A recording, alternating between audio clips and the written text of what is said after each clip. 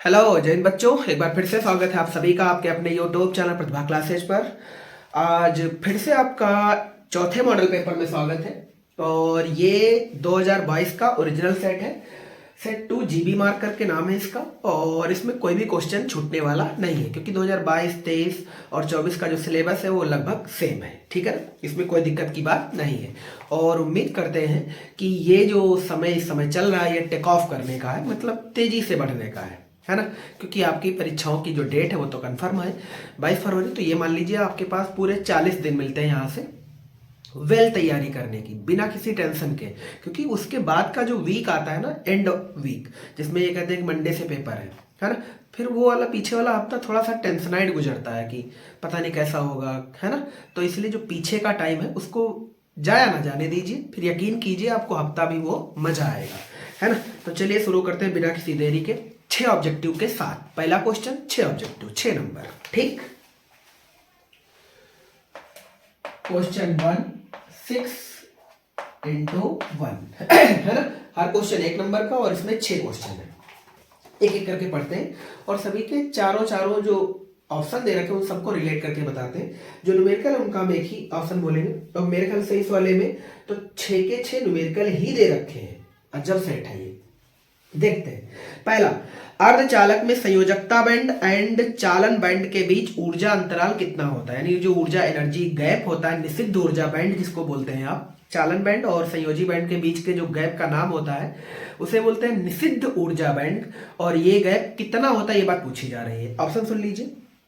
5 EV जो कि बहुत ज्यादा हो गया। दूसरा है 1 ईवी, यही इसका आंसर है। अगला है 15 ईवी और लास्ट ऑप्शन है 0। 0 तो हो ही नहीं सकता।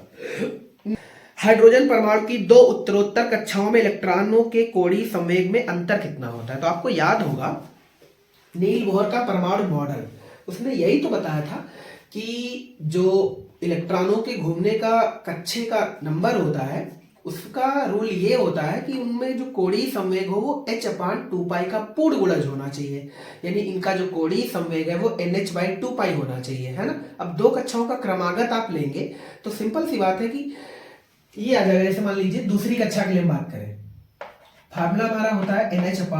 तो अगर हम दूसरी कक्षा की बात करें तो दूसरी कक्षा के लिए क्या हो जाएगा 2h/2π। और पहली कक्षा के लिए क्या हो जाएगा माइनस का h/2π, क्योंकि n की जगह पर हमने 1 लिख लिया है ना।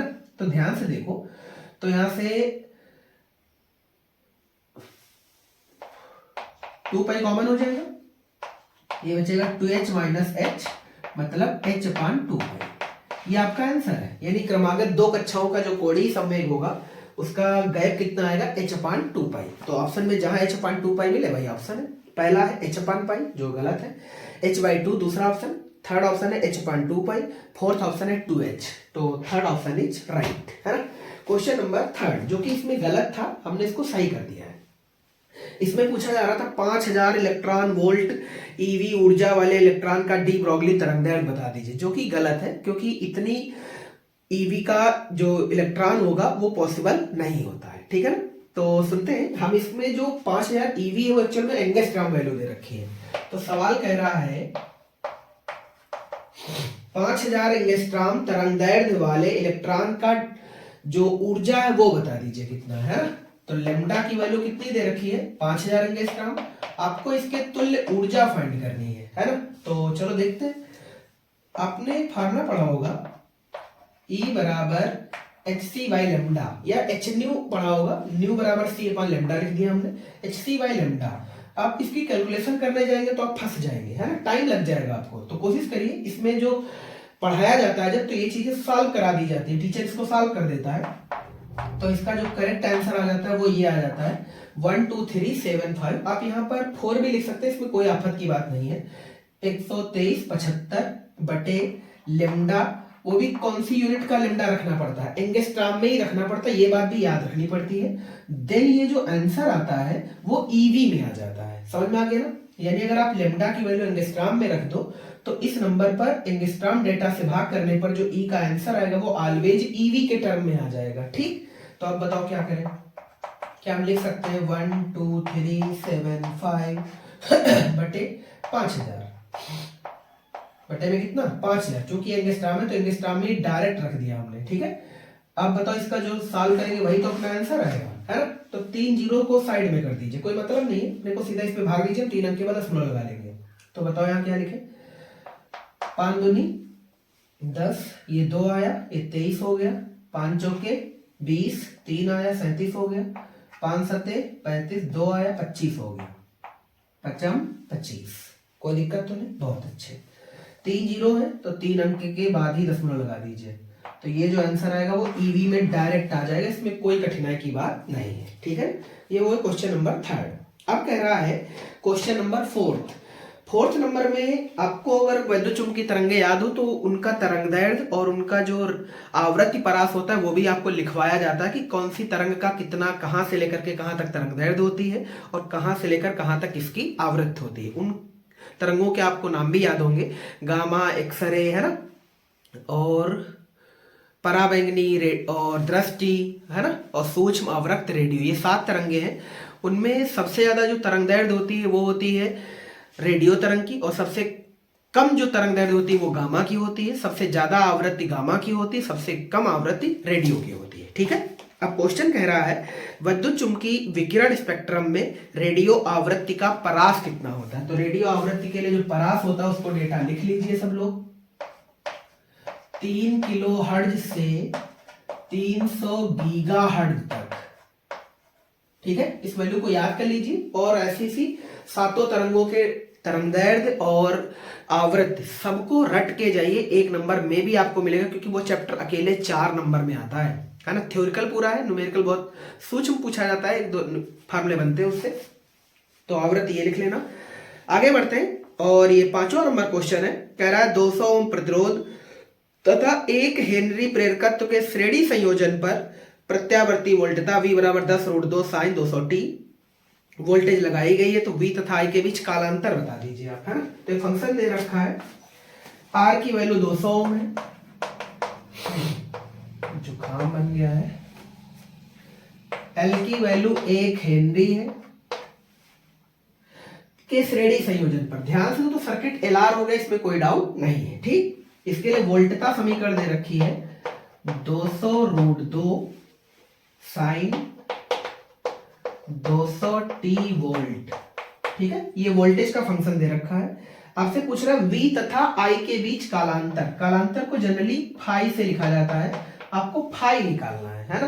तो फाई के लिए यहाँ पर फार्मूला बता दें सीधा सीधा आपको, तो tan फाई बराबर, याद हो तो हमने एसी के तो न्यूमेरिकल भी लगवाए हैं, तो देख लीजिएगा वो वीडियो आप, तो ये धड़ाम से आ जाएगा डायरेक्ट, कोई दिक्कत ही नहीं। tan फाई बराबर XL/R, है ना। तुम ध्यान से देखो, तो R की तो वैल्यू सवाल में दे रखी है, मिसिंग कौन है, XL, है ना। तो इस फार्मूले को हम कैरी करते हैं, अब XL की वैल्यू अलग से निकाल लेते हैं। XL बराबर फार्मूला होता है ओमेगा L। अब ओमेगा की वैल्यू सवाल में कहां पर है ये चीज आपको समझनी है, तो ध्यान से देखो, फार्मूले की तुलना करनी आनी चाहिए। तो इस फार्मूले को हम यहां से देख लेते हैं, चाप चेंज कर ले, V बराबर, इसे लिख सकते हैं आप V0 साइन ओमेगा टी, है ना। अब बताओ V0 की वैल्यू कितनी है, 200√2, और हमें ओमेगा की वैल्यू चाहिए, तो ओमेगा की वैल्यू बताओ सवाल में कितनी है, 200, कितनी है 200, है ना। तो बताओ ओमेगा की जगह कितना लिख लें, 200 इंटू एल की वैल्यू सवाल में ऑलरेडी दे रखी है 1, इसका मतलब ये आंसर आ गया 200 ओम।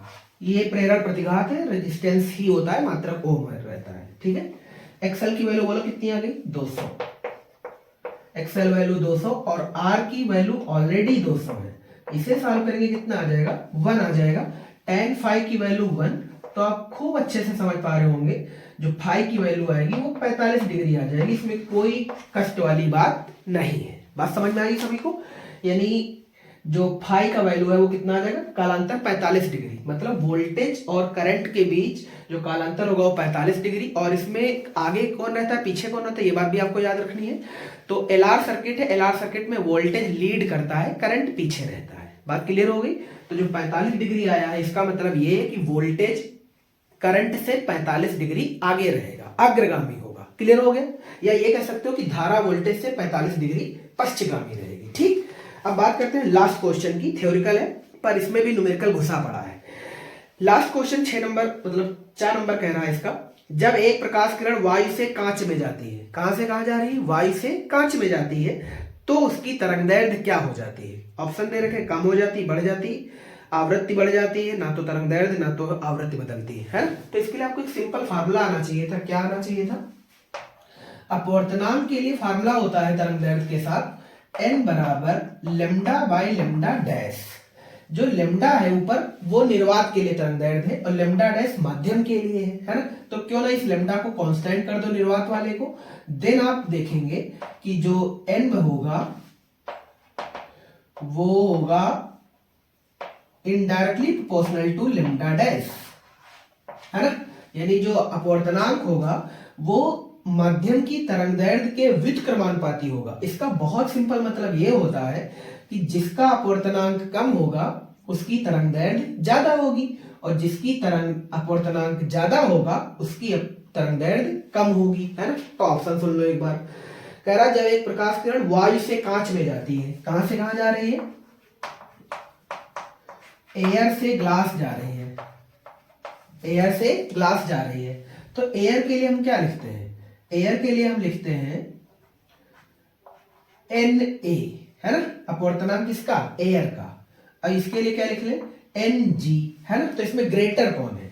ग्रेटर होगा अपवर्तनांक कांच का। किसका होगा? अपवर्तनांक कांच का। यानी कांच का अपवर्तनांक वायु के अपवर्तनांक से ज्यादा होगा, है ना। अब सवाल ये है कि जब प्रकाश किरण वायु से कांच में जाती है तो उसकी तरंगदैर्ध्य क्या हो जाएगी? तो अपवर्तनांक बढ़ गया, अपवर्तनांक बढ़ गया। और यही चीज तो यहाँ बता रहे थे, अगर अपवर्तनांक बढ़ता है तो जो तरंगदैर्ध्य होगी वो कम हो जाएगी। तो पहला ऑप्शन दे रखा है तरंगदैर्ध्य कम हो जाती है, यही इसका राइट आंसर है, ठीक है। जो तरंगदैर्ध्य होगी वो घट जाएगी। क्यों ऐसा हुआ? क्योंकि n इसका बढ़ गया है, क्योंकि तरंग जा रही एयर टू ग्लास। बात क्लियर हो गई? ठीक।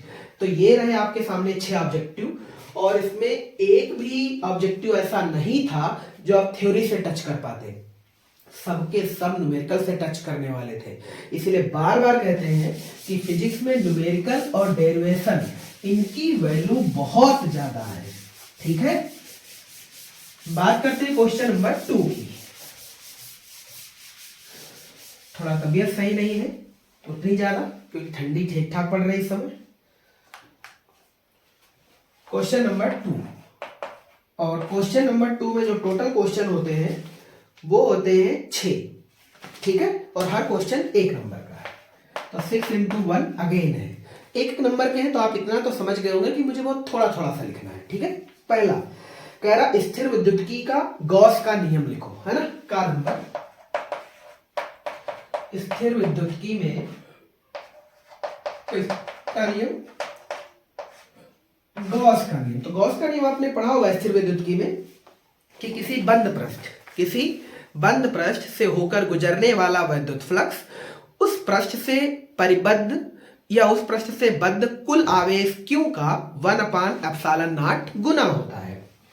विद्युत फ्लक्स को हम लिखते हैं जनरली फाई से। किस अक्षर से? फाई से।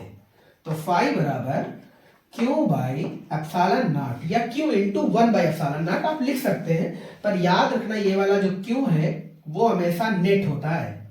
नेट मतलब जितना भी उस बॉक्स के अंदर चार्ज है, चाहे वो निगेटिव हो और चाहे वो पॉजिटिव हो, ठीक है ना।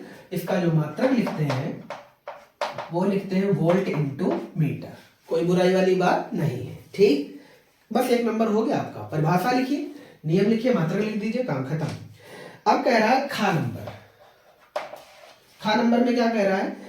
कम विभवांतर पर धात्विक चालक एवं टार्च के बल्ब के लिए विभवांतर और धारा के बीच ग्राफ खींचना है आपको। बात समझ में आ गई ना? ठीक। तो मुझे 2 ग्राफ खींचने, एक तो धात्विक चालक के लिए और एक टार्च के बल्ब के लिए, वोल्टेज और धारा के साथ रिलेट करके, ठीक है। तो चलो इसे देखते हैं। तो आपको याद होगा धात्विक चालकों में ओम का नियम लागू रहता है, और ओम का नियम सबने पढ़ रखा होगा, R = V/I। यानी जो R है वो कॉन्स्टेंटली बढ़ता है V और I के रेशियो से, है ना। मात्रक आपको याद हो तो ओम होता है इसका। अब मुझे 2 ग्राफ खींचने, एक तो धातु के लिए और दूसरा बल्ब के लिए, है ना। तो बल्ब में तुम्हें याद होगा अनओमी सर्किट होता है, और जो धातु है वो ओमी सर्किट में काम करता है, ठीक है। और ओमी सर्किट में ही ओम का नियम लगता है, अनओमी में ओम का नियम काम नहीं करता है। तो R = V/I। तो मुझे 2 ग्राफ खींचने, एक तो धातु के लिए, एक अगला जो खींचना है वो खींचना है टॉर्च के बल्ब के लिए, ठीक है ना। चलो देखते हैं, ये वोल्टेज की रेखा है और ये करंट की रेखा है, ठीक है ना। इस लाइन पर वोल्टेज चल रहा है और इस लाइन पर करंट चल रहा है। तो जो रेजिस्टेंस होता है वो एक सरल रेखी ग्राफ में प्राप्त होता है, आर। क्लियर हो गया ना ये। तो धातु चालकों के लिए वी और आई के लिए रेशियो है। अब बात करेंगे टॉर्च के बल्ब के लिए। अब तुम खुद सोच सकते हो, अगर वोल्टेज हम कम करेंगे तो आर भी कम होगा क्योंकि धारा घट जाएगी, और इसे जैसे जैसे बढ़ाते जाएंगे तो करंट भी बढ़ता जाएगा और एक्सपोनेंशियली रेजिस्टेंस भी इंक्रीज होता जाएगा, ठीक है। अब बात करेंगे टॉर्च के बल्ब के लिए, चूंकि अनोमी सर्किट में रहता है, ये वोल्टेज ये करंट। इसमें क्या होता है कि जब शुरुआत में वोल्टेज कम रहता है, जब शुरुआत में वोल्टेज कम रहता है तो ये ग्राफ सीधा रहता है। मान लीजिए इतना यहां तक सीधा ले लिया हमने, यानी जब वोल्टेज और थोड़ा शुरुआत में डाउन रहता है देन ये ग्राफ सरल रेखी होता है। पर जैसे ही एकदम से हम वोल्टेज को बढ़ा देते हैं ये एक्सपोनेंशियली बढ़ जाता है, मतलब एकदम ऐसे कर्व टाइप हो जाता है। बात समझ में आ गई, क्योंकि रेजिस्टेंस का जो मान है वो बहुत तेजी से बढ़ जाता है, ठीक है ना। तो ये थोड़ा सा ग्राफ कर्व टाइप बन जाता है, ये बात थोड़ी समझनी है आपको, ठीक। ये बिल्कुल सरल रेखी नहीं है, वो कर्व ग्राफ बन जाता है, ठीक। चलो आगे बढ़ते हैं, और इस बार गा नंबर में आपको एक मिनी फार्मूला प्रूफ करना है, ठीक। तो चलो इसे इरेज करते हैं और आगे बढ़ते हैं।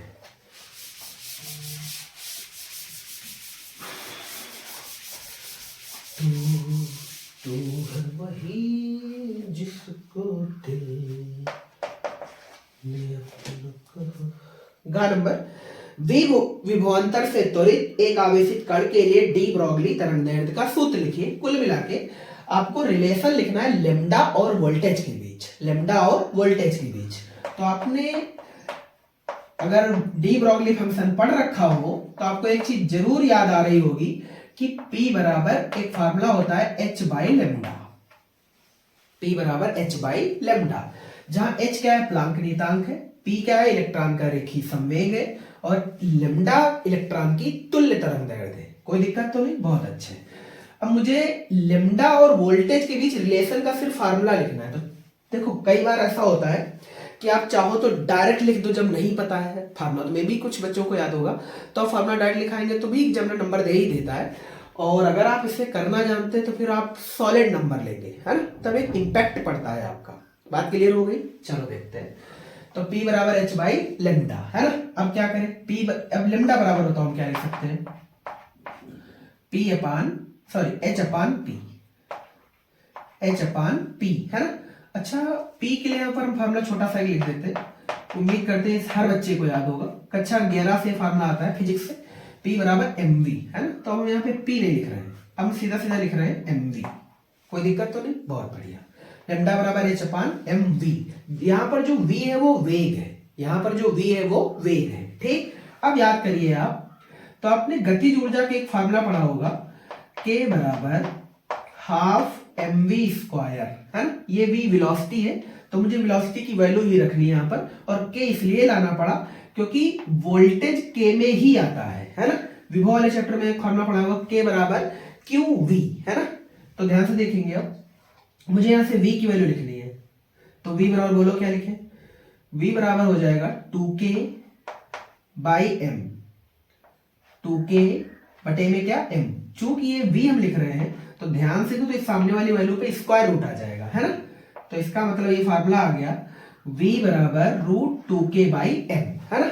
अब इसे उठाइए और यहां पे ले आइएगा, तो बताओ लेमडा बराबर क्या लिखें, लेमडा बराबर हो जाएगा h अपान m, तो इसमें पहले से ही लिखा है ना, और हम v की जगह पर वैल्यू पुट कर रहे हैं 2k बाई m, है ना। अब ध्यान से तो m दो बार है, एक बार स्क्वायर रूट के अंदर और एक बार ऐसे ही मल्टीपल में लिखा हुआ है, तो इसे हटाने के लिए हम सिंपल क्या कर ले, रूट m से गुणा करा ले।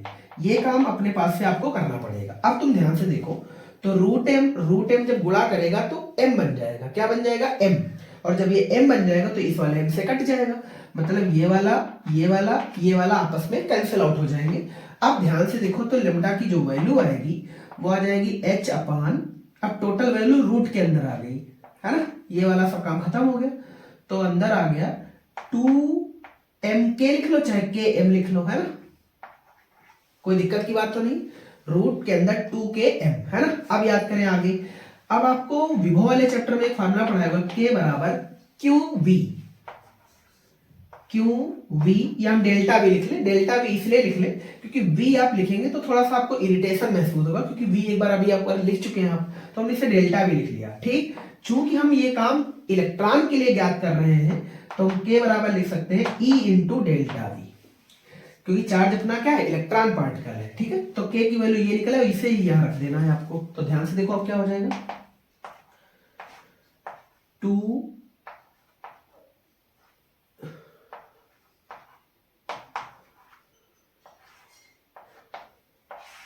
बस यही प्रूफ करना था मीटर, कोई दिक्कत की बात तो नहीं है। आप चाहो तो इसे डायरेक्ट भी लिख करके आते हैं तो कोई बुराई नहीं है। क्लियर हो गया ये, बहुत अच्छे। ये 1 नंबर का था। अगला सुनते हैं 1 नंबर में न्यूमेरिकल लेवल लाइनर, घा नंबर यहां लगा देते हैं। एक चालक पर 2.4 गुणे 10 की पावर माइनस 18 कुलाम, कुलाम है तो क्यों से लिखेंगे 2.4 इंटू 10 टू पावर माइनस का 18 कुलाम कह रहा है धनावेश है, कैसा आवेश है, पॉजिटिव चार्ज है। ठीक है, ये तो बस हमने ऐसे लिख दिया ताकि तुम्हें याद रहे कि पॉजिटिव चार्ज है। ठीक, आगे कह रहा है बताइए इस चालक पर कितने इलेक्ट्रॉनों की कमी है या अधिकता है, कितने इलेक्ट्रॉन निकालने हैं आपको, कितने इलेक्ट्रॉन बोले तो n फाइंड करना है, क्या फाइंड करना है n, और दूसरी चीज ये भी बताना है कि कितने इलेक्ट्रॉन कम है या ज्यादा है। तो कम और ज्यादा इस बात से पता लगा लेते हैं, अगर धनावेश चार्ज है तो कमी है, धनावेश चार्ज है तो कमी है, और ऋणावेश चार्ज है तो अधिकता है। ठीक है, तो n बराबर बताओ फार्मूला क्या होता है, तो एक फार्मूला तुमने सबने ये पढ़ा होगा, Q बराबर NE है ना, तो n बराबर बोलो क्या लिखे, n बराबर हम लिख सकते हैं Q अपान E है ना। अब Q की वैल्यू बोलो सवाल में कितनी है 2.4 इंटू 10 टू पावर माइनस का 18, और E की वैल्यू आप सभी जानते हैं 1.6 इंटू 10 टू पावर माइनस का 19 है ना। तो दशमलव से दशमलव ध्यान से तो कैंसिल आउट हो जाएगा, और ये माइनस अगर 18 होता तो कैंसिल आउट पूरा पूरा होता, क्योंकि -19 है तो एक घात बच जाएगी, एक घात जो बचेगी -1 नीचे ऊपर जाएगी, प्लस की 1 हो जाएगी, मतलब ऊपर जाके 10 बन जाएगी। इसका मतलब जो ऊपर वैल्यू होगी वो 240 हो जाएगी, क्योंकि 10 की गुणा 24 से करेंगे 240, और बटे में कितना बचेगा 16 बचेगा। इसी को सॉल्व कर लीजिए, जो आएगा आपका आंसर आ जाएगा। 16 के 16 होते 8 बचेगा, 16 बचे 80। ठीक है, तो 15 इलेक्ट्रॉन आपका आंसर आ जाएगा, और 15 इलेक्ट्रॉनों की क्या होगी इस पर कमी,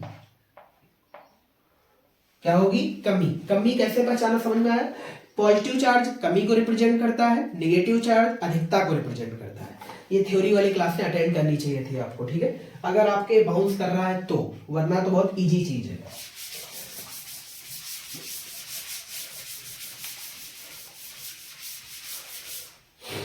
अगला है अंगा नंबर, बहुत न्यूमेरिकल है इस सेट में।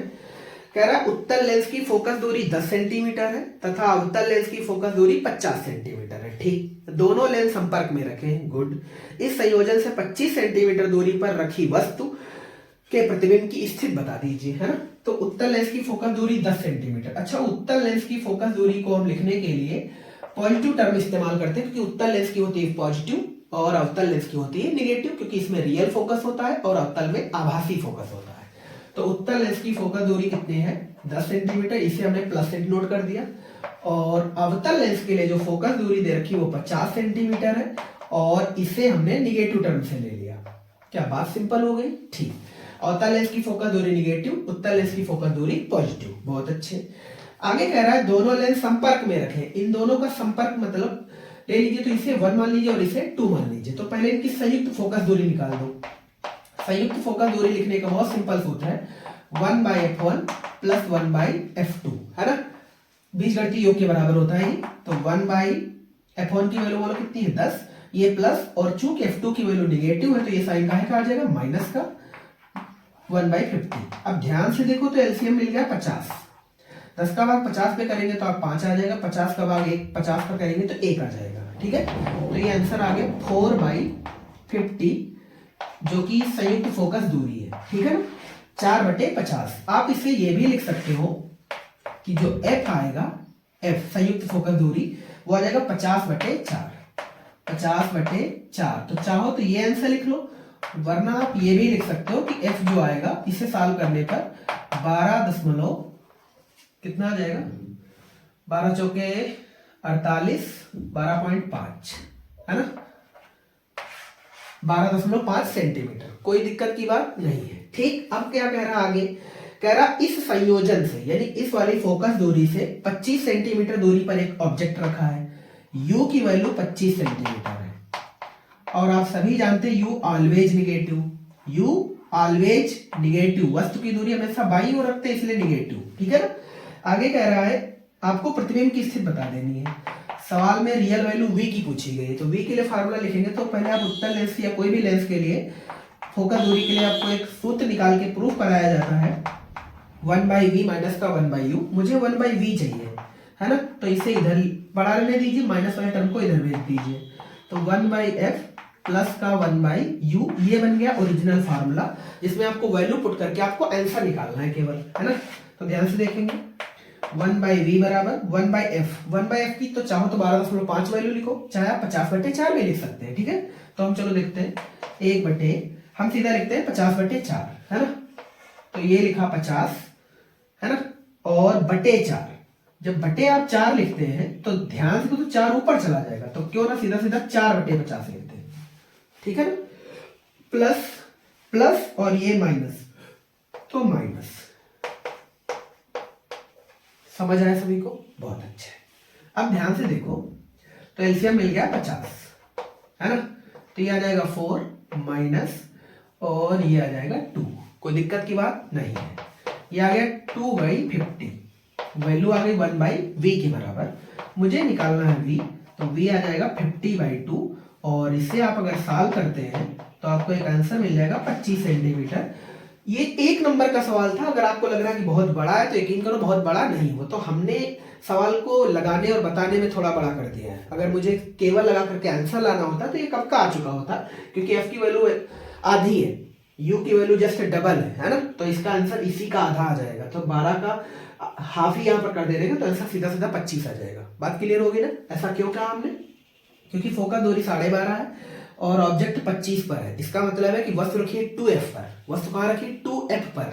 और याद करो जब वस्तु 2f पर रखी होती है, मतलब 2f1 पर रखी होती है, तो उसका इमेज लेंस के दूसरी ओर उतनी ही दूरी पर बन जाता है, मतलब 2f2 पर बन जाता है। तो जितना u उतना ही v आएगा। बात खत्म, ठीक है। वो तो आपको बताना था, आपको नंबर दिलाना था, इसलिए ऐसा किया। चलो बढ़ते हैं आगे। और अगला है थ्योरिकल है, इसको लिख देते हैं 4 नंबर, और ये व्यतिकरण वाले चैप्टर से है। थ्योरी का नाम है कला संबद्ध स्रोत, खूब आपने सुना होगा। और इसके तो नाम में इसकी परिभाषा लिखी हुई है, ऐसे स्रोत जिनकी बीच का जो कालांतर है वो नियत होना चाहिए, इनके बीच का जो फेस है वो नियत रहना चाहिए। तो ऐसे स्रोतों को क्या कहते हैं, कला संबद्ध स्रोत। और कला संबद्ध स्रोतों से ही व्यतिकरण की घटना पॉसिबल होती है। बात क्लियर हो गई ना, ठीक। चलो आगे बढ़ते हैं। यानी जब समान आवृत्ति या समान तरंगदैर्ध्य या समान आयाम की तरंगें आपस में माध्यम में चलती हैं तो उनके मिलने से कहीं कहीं पर एकदम से उजाला होता है और कहीं कहीं पर अंधेरा होता है ना। इसी घटना को व्यतिकरण कहते हैं अध्यारोपण होने के बाद। और जहां उजाला होता है उनको हम संपोषी व्यतिकरण बोलते हैं, और जहां पर अंधेरा होता है उसे हम विनाशी व्यतिकरण कहते हैं, ठीक। तो हालांकि ये अपने को कोई सवाल नहीं था, सिर्फ ये पूछा गया था कि कला संबद्ध स्रोत क्या है। तो कला संबद्ध स्रोत का बहुत सिंपल मतलब है ऐसे स्रोत या ऐसे दो स्रोत जिनके बीच का जो फेस है, जिनके बीच का जो कालांतर है वो नियत रहे, वो बदले नहीं। तो ऐसे स्रोत क्या कहलाते हैं, कला संबद्ध स्रोत।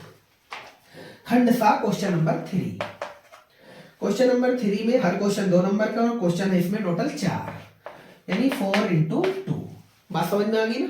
यानी टोटल 4 क्वेश्चन और हर क्वेश्चन 2-2 नंबर का है, ठीक। यानी क्वेश्चन नंबर 3 8 नंबर दिलाएगा आपको, ठीक। चलो देखते हैं। और न्यूमेरिकल ही दे रखा है पहले पर। आपसे हमने बहुत बार कहा कि फिजिक्स में न्यूमेरिकल तगड़ी चीज है, जितना ज्यादा आपका तैयार उतना ज्यादा पेपर आपके मुट्ठी में। क्यों बोलते हैं ऐसा, आप कोई भी मॉडल पेपर उठा के देख लीजिए, किसी भी सेट से कहीं से भी आप देखना कि जो न्यूमेरिकल पोर्शन है वो कम से कम 50% से ऊपर है ना। इसका मतलब है अकेले 40-45 नंबर तो आपको न्यूमेरिकल ही दे देता है, इसलिए पकड़ किस पे बनानी है, न्यूमेरिकल पर। ठीक, बार बार इस चीज को कहते हैं हमेशा से। कह रहा है एक द्विउत्तल लेंस है। कौन सा लेंस है, द्विउत्तल लेंस है। डायग्राम कुछ ऐसे बनाते हैं। ठीक, द्विउत्तल लेंस, बाई कॉन्वेक्स बोलते हैं इसको। ठीक, क्या कह रहा है, एक द्विउत्तल लेंस की वक्रता त्रिज्या क्रमशः 15 और 30 है। ये वाली 15 सेंटीमीटर है और ये वाली 30 सेंटीमीटर है। ठीक, 1.65 अपूर्णांक वाले द्रव में डुबोने पर इसकी फोकस दूरी बता दीजिए क्या होगी। द्रव में डुबो रहे हैं तो द्रव में डुबोने के लिए जो अपूर्णांक लिखते हैं वो लिखा जाता है ANL। क्या लिखते हैं, ANL। यहां थोड़ा साइड में लिख देते हैं। और इसकी वैल्यू सवाल में है 1.65।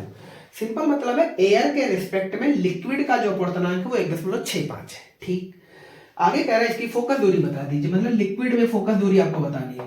लिक्विड में फोकस दूरी के लिए हम FL से डिनोट करते, कोई बुराई वाली बात नहीं है। ठीक, आगे कह रहा है कांच का अपूर्णांक 1.5 है। कांच का अपूर्णांक मतलब ANG की जो वैल्यू है वो सवाल में 1.5 है। आगे ये भी पूछ रहा है कि द्रव में लेंस की प्रकृति बता दीजिए, यानी द्रव में डुबोने पर इस लेंस का व्यवहार क्या होगा, ये क्या यही रहेगा या बदल जाएगा, है ना, ये चीज बतानी है। तो चलो देखते हैं। FL निकालने के लिए हमारे पास फार्मूला होता है वही 1/f बराबर n-1 और 1/r1 माइनस का 1/r2। ये अपना सिंपल कॉन्सेप्ट सूत्र होता है ना, आपने ये पढ़ा भी होगा। अब मुझे FL लिखना है तो हम इसी को सीधा FL बना देते हैं। और जब FL लिखा जाता है तो आपको बता दें यहाँ का जो L लिखा जाता है वो लिखा जाता है लिक्विड के सापेक्ष कांच का अपूर्णांक। FL लिखने में अपूर्णांक लिखा जाता है लिक्विड के सापेक्ष कांच का अपूर्णांक। बात समझ में आ गई ना, बाकी के फार्मूले में कोई चेंज नहीं करते हैं। ठीक, अब ध्यान से देखें। अब मुझे LNG कैसे निकाले, सवाल में ANL और ANG की तो वैल्यू दे रखी है पर LNG नहीं दे रखा है। तो LNG के लिए एक सूत्र होता है वो ये होता है ANG/ANL। बात क्लियर होगी ना। ठीक, इसको उठाइए और यहां रख दीजिए आकर के, तो ये बन जाएगा 1/FL बराबर ANG बटे ANL माइनस 1 और 1/r1 माइनस 1/r2। अब एक चीज यहां पर और आपको बता देते हैं, ध्यान से देख लीजिएगा। ये वाला पृष्ठ ऑलरेडी उत्तल है तो ये वाली वैल्यू तो पॉजिटिव रहेगी। ये वाला पृष्ठ ध्यान से देखो तो अवतल है। कैसा है, अवतल। तो ये वाली वैल्यू काहे की हो जाएगी, निगेटिव, है ना। तो ध्यान से देखो, तो ये बन गया R1 और ये वाली बन गई R2। R1 की वैल्यू पॉजिटिव की है तो पॉजिटिव ही आ जाएगा, पर R2 की वैल्यु निगेटिव है तो निगेटिव जब निगेटिव रखेंगे तो ये आंसर प्लस का हो जाएगा। मतलब यहां पर हो जाएगा प्लस R2। समझ में आया ना।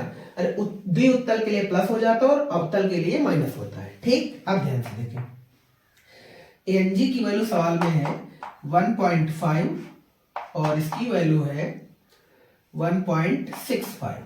ठीक है, 65 के रिस्पेक्ट में आप इसे 1.50 भी लिख सकते हैं -1। ठीक, अंदर बोलो 1/15 प्लस का 1/30। यहां तक ठीक, बहुत अच्छे।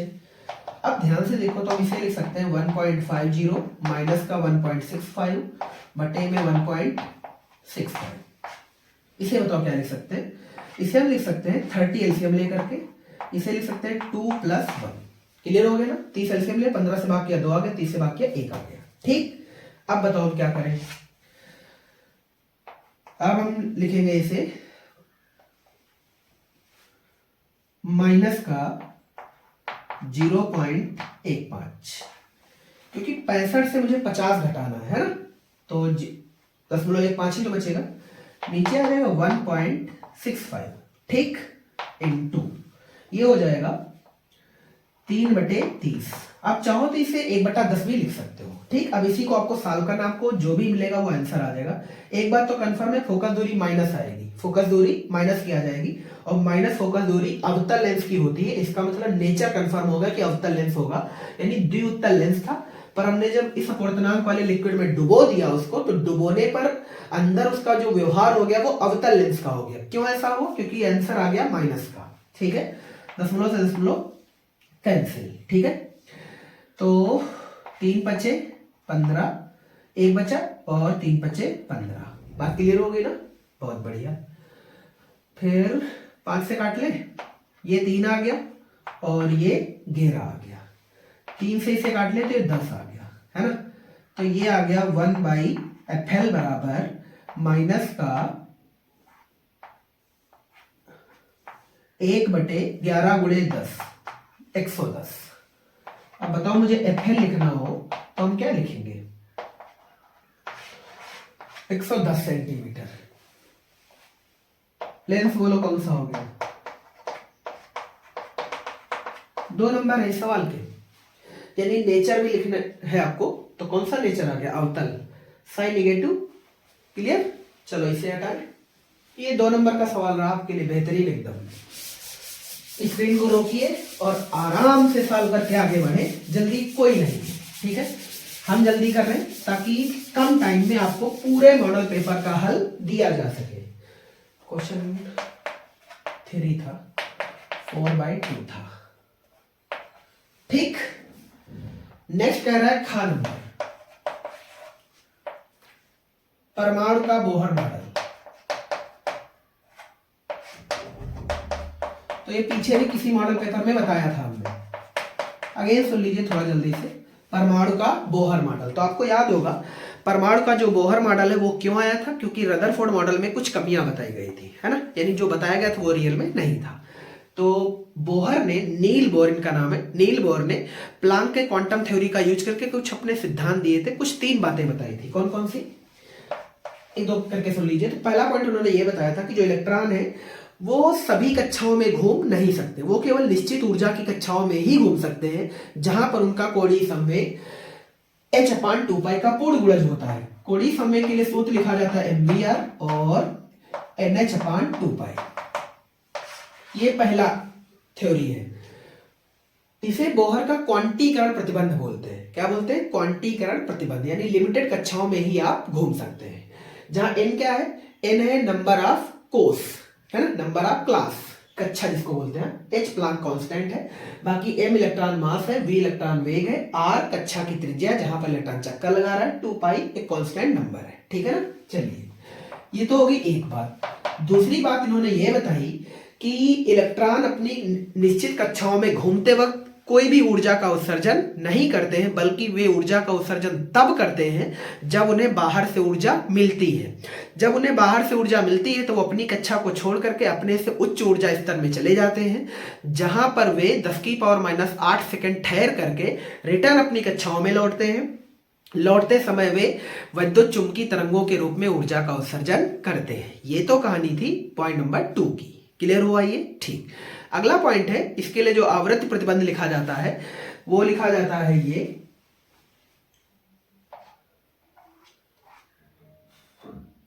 चलो छोड़ो, याद भी नहीं आ रहा इस समय। खैर, उम्मीद करते हैं ये पॉइंट समझ में आया होगा। आगे बढ़ जाए या देखते हैं एक बार ट्राई करके। E बराबर होता है h न्यू, E बराबर h न्यू। तो जो न्यू बराबर फार्मूला लिखा जाता है वो ये लिखा जाता है E2 - E1/h। हाँ ठीक है, कोई दिक्कत की बात तो नहीं, प्रति सेकंड। ठीक, ये था इसका आवृत्ति प्रतिबंध। कौन सा प्रतिबंध? आवृत्ति प्रतिबंध। ठीक, आगे बढ़ते हैं। क्वेश्चन नंबर गा। क्वेश्चन नंबर गा में कह रहा है विद्युत चुंबकीय तरंग क्या है? Electromagnetic waves, EMW। E for electro, M for magnetic और W for waves. Electromagnetic waves क्या है? तो आपको बताया गया होगा। इन तरंगों के बारे में सबसे पहले किसने बताया था? ग्लेन मैक्सवेल, वैज्ञानिक नाम है। इन्होंने कहा कि जब किसी सर्किट में जो करंट है वो उच्च आवृत्ति के साथ बदलती है ना, उच्च आवृत्ति के साथ बदलती है, तो उसमें ऊर्जा तरंगों के रूप में प्रसारित होती है, अब कहें तरंगों के रूप में फैलती है, और वे तरंगे विद्युत चुंबकीय तरंगे कहलाती हैं। और उनकी जो ऊर्जा प्रसारण की रफ्तार है वो 3 × 10⁸ मीटर पर सेकेंड की रफ्तार से होती है, और इनको इन्होंने विद्युत चुंबकीय तरंगे नाम दिया। और ये निर्वात में भी चल सकती हैं, जो निर्वात में प्रकाश की चाल से आगे बढ़ती है, ठीक है, जिसकी वैल्यू भी आपको याद है 3 × 10⁸ मीटर बटे सेकेंड। और इन्होंने ये बताया कि इन तरंगों के चलने में जो विद्युत क्षेत्र कंपोनेंट और चुंबकीय क्षेत्र का कंपोनेंट होता है वो परस्पर परपेंडिकुलर होते हैं, मतलब लंबवत होते हैं, और साथ ही में ये तरंग के चलने के साथ भी लंबवत होते हैं। बात क्लियर हो गई ना? चलो इसे देखते हैं एक छोटे से डायग्राम के साथ।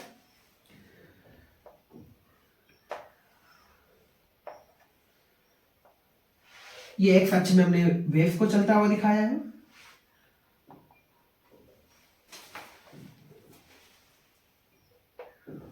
यहां पे लिख लेते हैं एक्स अक्ष, वाई अक्ष, जेड अक्ष।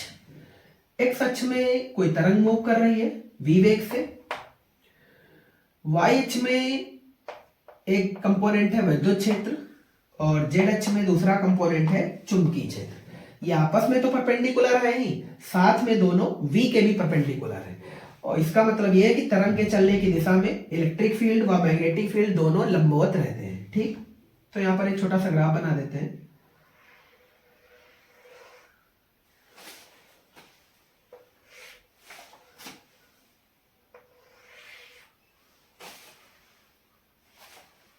ये मान लेते हैं ई का ग्राफ है। किसका ग्राफ है? ई का। और ये वाला ग्राफ है बी का। ठीक, चलो ध्यान से देखते हैं, थोड़ा सा और कर्व कर ले इसे।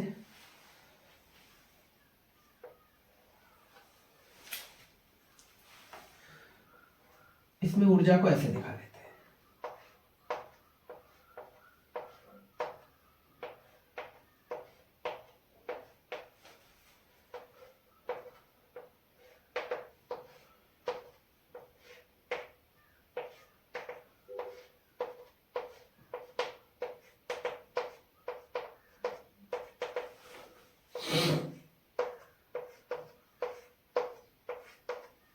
कोई कहता है,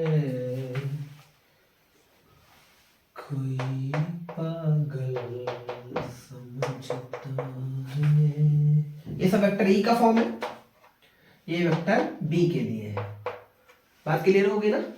इसमें जो v की रफ्तार है वो एक्चुअल में आप इसे ऐसे भी लिख सकते हैं, ई अपान बी के, है ना, रेशियो के बराबर है। या आप इसे ई नॉट बाई बी नॉट भी लिख सकते हो। और इसका जो रियल आंसर है वो एक्चुअल में इस वैल्यू के बराबर होता है, 1 अपान म्यू नॉट एप्सिलॉन। ठीक है। और कई बार पेपर में ये भी पूछा जाता है, इसको जब सॉल्व करते हैं इसका आंसर आता है 3×10⁸ मीटर बटे सेकेंड। ठीक है। अब बात करते हैं आगे, क्वेश्चन नंबर 3 का घ। इसे हटाएं और फिर से न्यूमेरिकल है 2 नंबर में।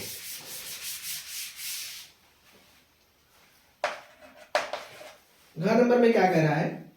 एक 2He4 मतलब हीलियम नाभिक है को मुक्त प्रोटॉन तथा न्यूट्रॉन में विखंडित करने के लिए न्यूनतम कितनी ऊर्जा की आवश्यकता होगी। यानी हीलियम नाभिक है, मुझे उसको न्यूट्रॉन और प्रोटॉन में तोड़ देना है। ठीक, तो हीलियम नाभिक को हम ऐसे ही तो लिखते हैं यार, 2He4। एक बात कंफर्म है इसमें कि इसमें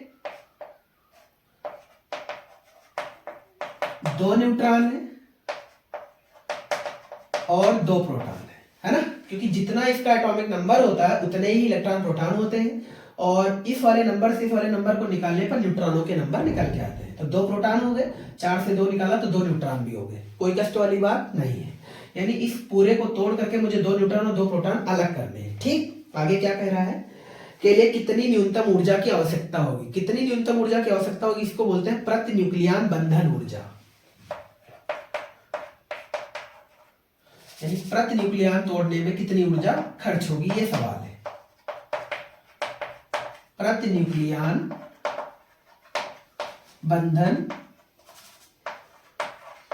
ऊर्जा, ये सवाल आपको फाइंड करना है। ठीक, अब क्या कह रहा है?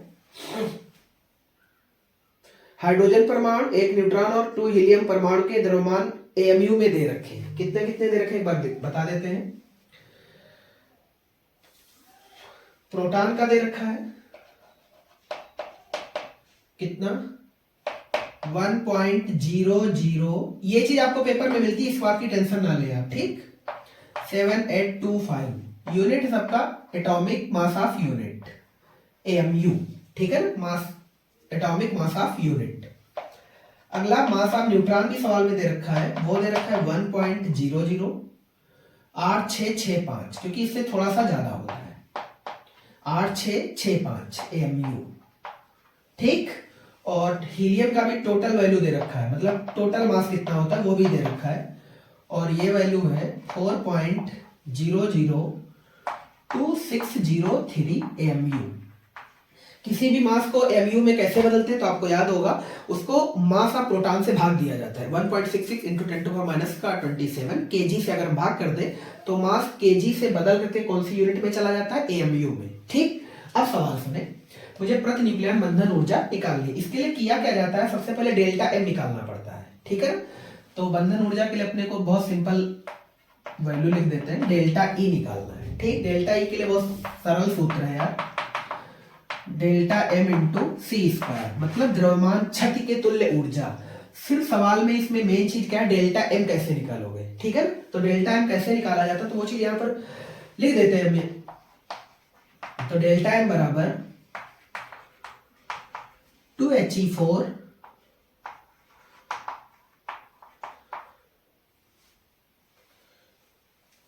सॉरी,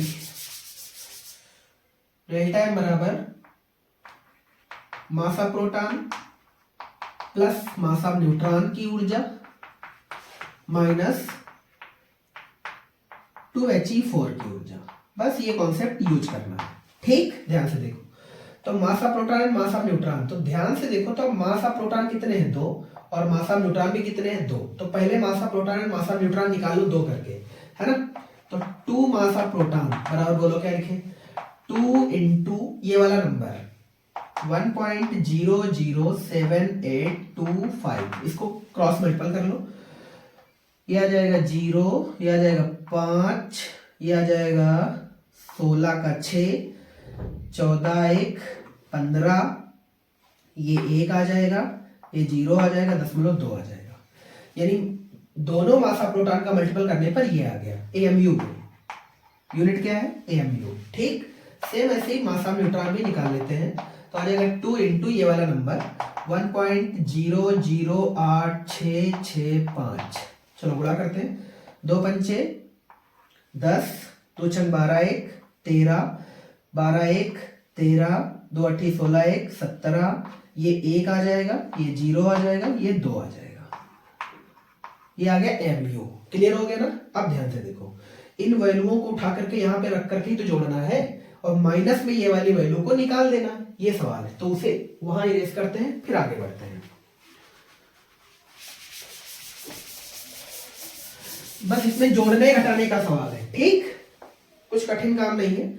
तो एक बार क्या करते हैं, mass of proton plus mass of neutron को ऐड कर लेते हैं, ठीक। ऐड यहीं पे कर देते हैं सीधा सीधा, तो 0 और 0 0 हो जाएगा, 5 और 3 8 हो जाएगा, 6 और 3 9 हो जाएगा, 7 5 12 हो जाएगा, और 1 1 2 1 3 हो जाएगा, है ना। और ये 0 हो जाएगा, और ये 4 हो जाएगा, ठीक।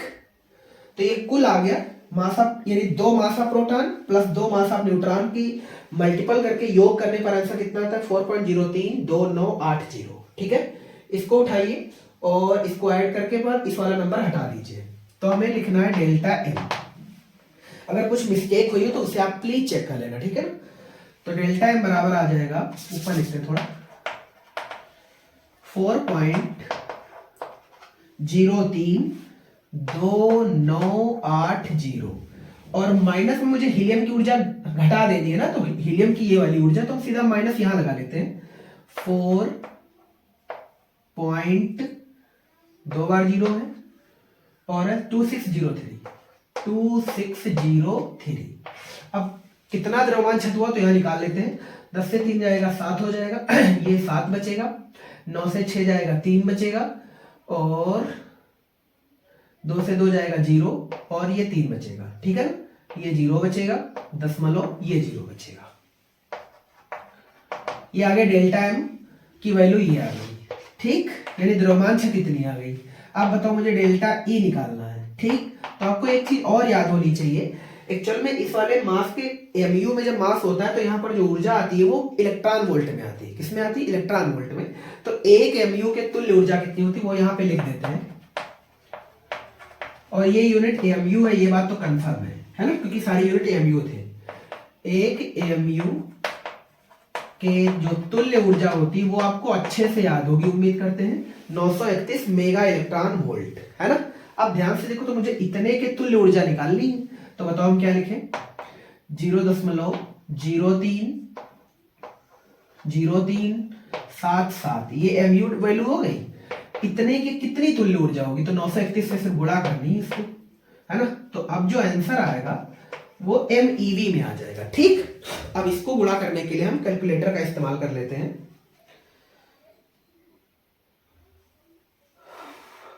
0.03037 मल्टीपल 931, आंसर आएगा 28.280, है ना। आप देख पा रहे होंगे 28.28, आगे जीरो भी दे रखा है, हमें इससे कोई मतलब नहीं है। ये वैल्यू आ गई MeV, पर ये अपना आंसर नहीं है अभी, ठीक है ना। ये तो कुल ऊर्जा निकली है इस द्रव्यमान के, पर इस द्रव्यमान में ध्यान से देखो तो 4 के द्रव्यमान शामिल है, 2 न्यूट्रॉन के 2 प्रोटॉन के, इसलिए इसको 4 से भाग करना पड़ता है।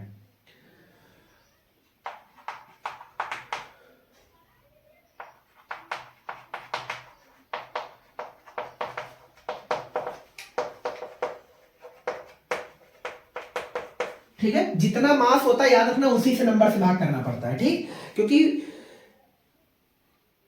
जो आंसर निकाला जाता है वो हमेशा, क्योंकि इलेक्ट्रॉन के मास को नेग्लेक्ट करके निकाला जाता है, केवल न्यूट्रॉन और प्रोटॉन के मास को ही काउंट करके निकाला जाता है। तो ध्यान से देखना, तो डेल्टा E बराबर आ जाएगा 28.28 बटे में 4 से भाग इसलिए क्योंकि इसका मास आप नंबर जो है वो 4 है। ठीक, अब ध्यान से देखो, तो दशमलव से नीचे 2 जीरो हमने बढ़ा लिए, 4 सते 28, है ना, यहां लगा लिए 0 और 4 सते 28, कोई दिक्कत की बात तो नहीं है, ठीक।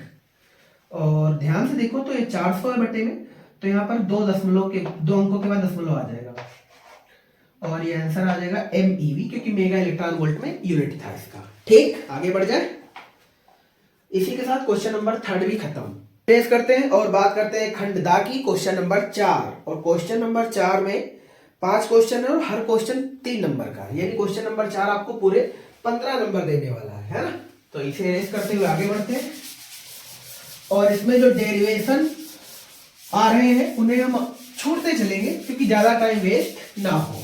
ठीक, हालांकि ये जरूर बता देंगे कि आपको प्रूफ क्या करना है, उसके लिए आप अपनी फेयर कॉपी और बुक का इस्तेमाल करके उन डेरिवेशन को कर लीजिएगा। ठीक, और जो न्यूमेरिकल प्रॉब्लम्स है और जो छोटी थ्योरी है उन्हें हम पूरी तरह से सॉल्व करेंगे। ठीक, तो क्वेश्चन नंबर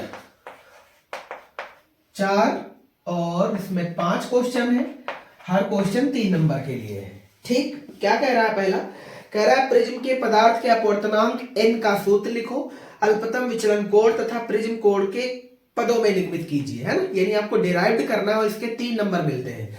प्रिज्म के द्वारा आप जब अपवर्तनांक के लिए फार्मूला प्रूफ करते हैं तो आपको अगर सही से याद हो तो वो ये आता है, n बराबर साइन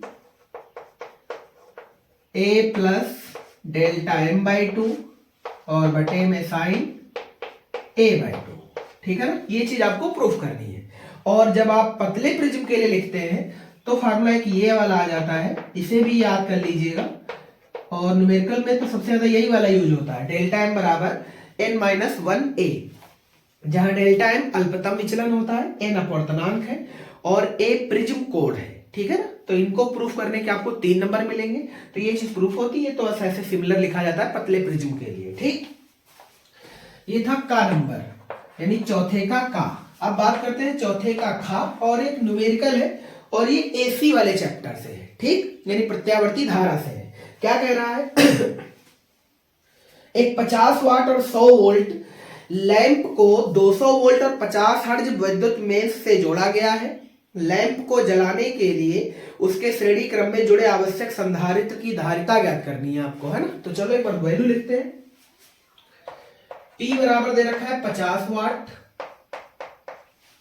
और जो सप्लाई लगाई गई शुरुआत में वो है 100 वोल्ट, है ना। देखो जब भी सवाल वोल्टेज आगे वेरिएबल दे रखा हो तो आप कोशिश करिए इतने फंक्शन से जितनी भी चीजें आप काउंट करके निकाल सकते हैं वो निकाल लीजिएगा, है ना। जब आपको ऐसी कैलकुलेटर करवाए थे तब भी ये बात हमने आपको बताई थी। तो यहां से हम क्या निकाल सकते हैं, एक तो आई निकाल सकते हैं, आई बराबर पी अपान वी, है ना। पी की वैल्यू सवाल में कितनी है 50, ये 100 अगर हम इसे सॉल्व करते हैं तो 0 से 0 कैंसिल, तो आ जाएगा 0.5, ठीक है। अब और क्या निकाल सकते हैं आप, और इससे आर भी निकाल सकते हो। क्या निकाल सकते हो, आर के लिए आप वी स्क्वायर अपन पी का इस्तेमाल कर सकते हो, V square upon P. V की वैल्यू सवाल में 100, तो 100 का चूंकि स्क्वायर तो हमने 100 दो बार लिख दिया है, ठीक है। बटे में कितना 50, 0 से 0 कैंसिल और ये आ जाएगा 2, तो जो टोटल वैल्यू आर की आ जाएगी वो आ जाएगी 200 ओम। उम्मीद करते हैं यहां तक आंकड़े लिखने में कोई दिक्कत नहीं होगी, ठीक। तो करंट भी बता दी हमने, रेजिस्टेंस भी बता दी। अब क्या कह रहा है सवाल, आगे सुनना।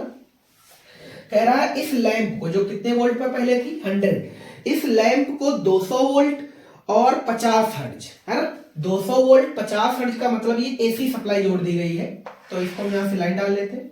तो अगेन जो वी की वैल्यू है वो कितनी हो गई है 200 वोल्ट, और हर्ट्ज चूंकि आवृत्ति का मात्रक है और आवृत्ति को हम लिखते हैं एन से, कुछ किताबों में एफ से, न्यू से, बहुत सारे अक्षरों से लिखा जाता है, तो एन हम आवृत्ति लिख रहे हैं, और ये 50 हर्ट्ज, है ना। आवृत्ति का मात्रक क्या होता है हर्ट्ज। अब क्या कह रहा है 200 वोल्ट और 50 हर्ट्ज मेंस से जोड़ा गया है, लैंप को जलाने के लिए उसके श्रेणी क्रम में जुड़े आवश्यक संधारित्र की धारिता ज्ञात कीजिए। श्रेणी क्रम में जुड़ा है, सी ज्ञात करना है, इसका मतलब सर्किट का नाम कंफर्म है सी आर। एक बात तो समझनी चाहिए आपको कि जो सर्किट है अपना वो कौन सा हो गया सी आर, है ना। अब सी आर सर्किट में सी और आर का आना जरूरी है, तो ध्यान से देखो। तो आर तुम पहले निकाल चुके हो, जो कि डिमांड नहीं थी सवाल की, है ना, अपने पास से किया जाता है, और सी आपको फाइंड करना है। इसका मतलब सी आर सर्किट में अगर हम आर और सी के कोई कॉम्बो का सूत्र लिखना जानते हैं तो आप यकीन करिए हम फार्मूले तक पहुंच जाएंगे, यानी अपने रियल आंसर तक पहुंचेंगे। तो आप याद करो, इसके लिए प्रतिबाधा का सूत्र आपने लिखा होगा Z बराबर R square plus XC square. उम्मीद करते हैं सबने लिखा होगा, है ना।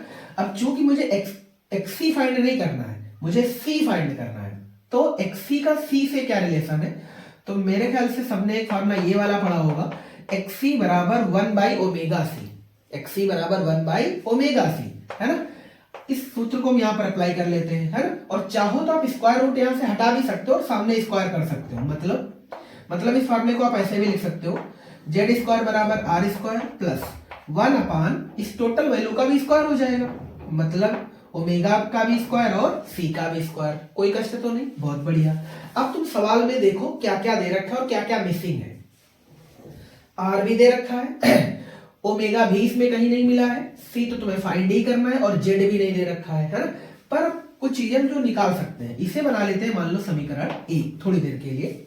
अब सारी वैल्यू लिखते हो, फिर समीकरण एक में पुट कर देते हैं, ठीक। तो सबसे पहले हम जेड निकाल लेते हैं। क्या निकाल लेते हैं, जेड। याद करो तो जेड होती है परिपथ की प्रतिबाधा, परिपथ की प्रतिबाधा, और जेड बराबर होता है जो सप्लाई लगाई गई है, मतलब बाद में आप इसे वी डैश के नाम से पढ़ लो तो आप इसे वी डैश लिख सकते हो, ठीक है। और सर्किट की जो टोटल करंट रही हो, एक्चुअल में ये होता रेजिस्टेंस ही है, बस इसको चूंकि ये दो का कॉम्बो होता है रेजिस्टेंस, इसलिए इसको परिपथ की प्रतिबाधा बोल देते हैं, ठीक है। अब बताओ हम इसे क्या लिख सकते हैं, वी डैश की वैल्यू बोलो सवाल में कितनी है, वी डैश की वैल्यू 200 है, और आई की वैल्यू सवाल में आप निकाल चुके हो 0.5, है ना। तो दशमलव से ऊपर क्या बढ़ जाएगा 0। 5 का अगर भाग आप 20 पर देंगे तो जाहिर सी बात है 4 आ जाएगा और 2 जीरो एक्स्ट्रा में आ जाएंगे। तो जो जेड की वैल्यू आ गई वो 400 ओम आ गई। कितनी आ गई 400। अब सवाल में जेड भी कंफर्म है, आर भी कंफर्म है, बचा कौन ओमेगा। अब ओमेगा अगर निकाल लो तो आप सी तक पहुंच जाओगे, है ना। तो सबसे पहले ओमेगा निकाल लेते हैं। ओमेगा के लिए फार्मूला बहुत सिंपल होता है 2πn, है ना। अब बताओ 2π और n की वैल्यू सवाल में कितनी दे रखी है 50, है ना। तो जो ओमेगा निकला वो निकला 100π।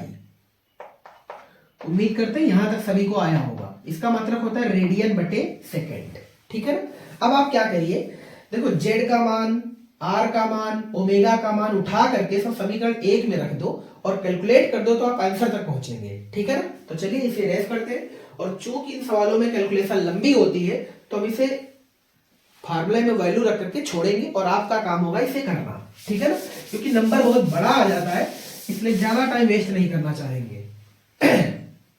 अब ध्यान से देखें, अब यहां आप लिख सकते हो आर जेड व ओमेगा के मान समीकरण एक में रखने पर कोशिश करेंगे मोटा मोटा जितना भी सॉल्व हो जाएगा वो सब कर देंगे, है ना, ताकि आप सरल तक पहुंचा दें आपको। चलिए जेड बराबर लिखना है मुझे, तो जेड का स्क्वायर तो लिखना है, तो जेड की वैल्यू बोलो कितनी है 400, तो 400 का स्क्वायर बराबर आर की वैल्यू है 200, 200 का स्क्वायर प्लस 1 बाई ओमेगा का भी स्क्वायर दे रखा है, तो ओमेगा की वैल्यू 100 पाई है, तो 100 पाई का स्क्वायर कर दिया, है ना, तो 100 पाई स्क्वायर इनटू में सी स्क्वायर, ये ठीक रहेगा। अब ध्यान से देखो, तो इसका स्क्वायर करके ये वाली वैल्यू सीधा हटा देते हैं, है ना, क्योंकि ये प्लस का इधर ले आते हैं माइनस का हो जाएगा, तो 4 का स्क्वायर करेंगे कितना आ जाएगा 16, 2 जीरो का 4 जीरो माइनस 2 का स्क्वायर 4 और 2 जीरो का 4 जीरो, क्लियर हो गया ना, बराबर ये बच्चा 1/100 का अगर आप स्क्वायर करते हैं तो 4 जीरो आ जाएंगे, मतलब 10 की पावर 4 आ जाएगा, ठीक है ना, 10 की पावर 4 पाई स्क्वायर इनटू में सी स्क्वायर। उम्मीद करते हैं यहां तक कोई कष्ट नहीं होंगे, ठीक।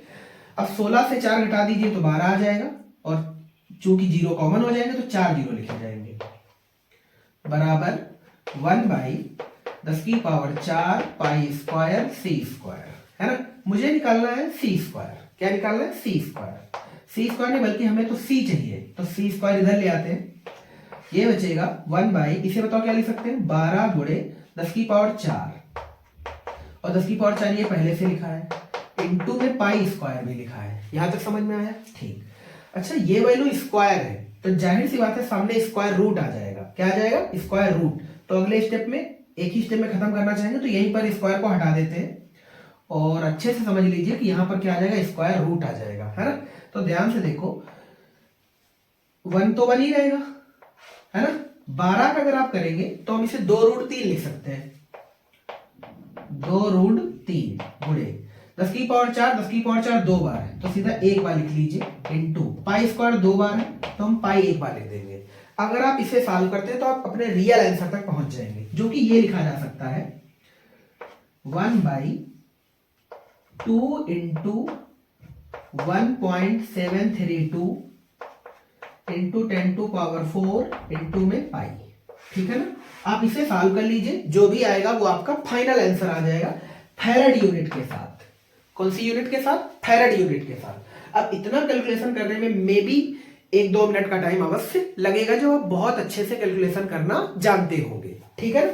तो चलिए बढ़ते हैं इसके आगे, बहुत बढ़िया, ठीक है, सभी को दिख रहा है ना समझ में आए तो एक बार वीडियो रिवाइंड कर लेना, फिर शुरुआत से समझ लेना, ठीक है, पर बिना समझे आगे मत जाना, क्योंकि एक एक सवाल इंपॉर्टेंट है, क्योंकि सब ओरिजिनल पेपर से कराया जा रहा है ना। इसमें अपने पास से हमने कोई भी चीज ऐसी ना तो ऐड करी है ना ही निकाली है, ठीक, यानी जैसा पेपर इंडिविजुअल पूछा गया है किसी भी डिस्ट्रिक्ट का, यूपी बोर्ड का, हमने सेम टू सेम वैसा ही ले रखा है और सेम वैल्यू के साथ गए हैं, ठीक। तो चलिए इसे रेस करते हैं और आगे बढ़ते हैं।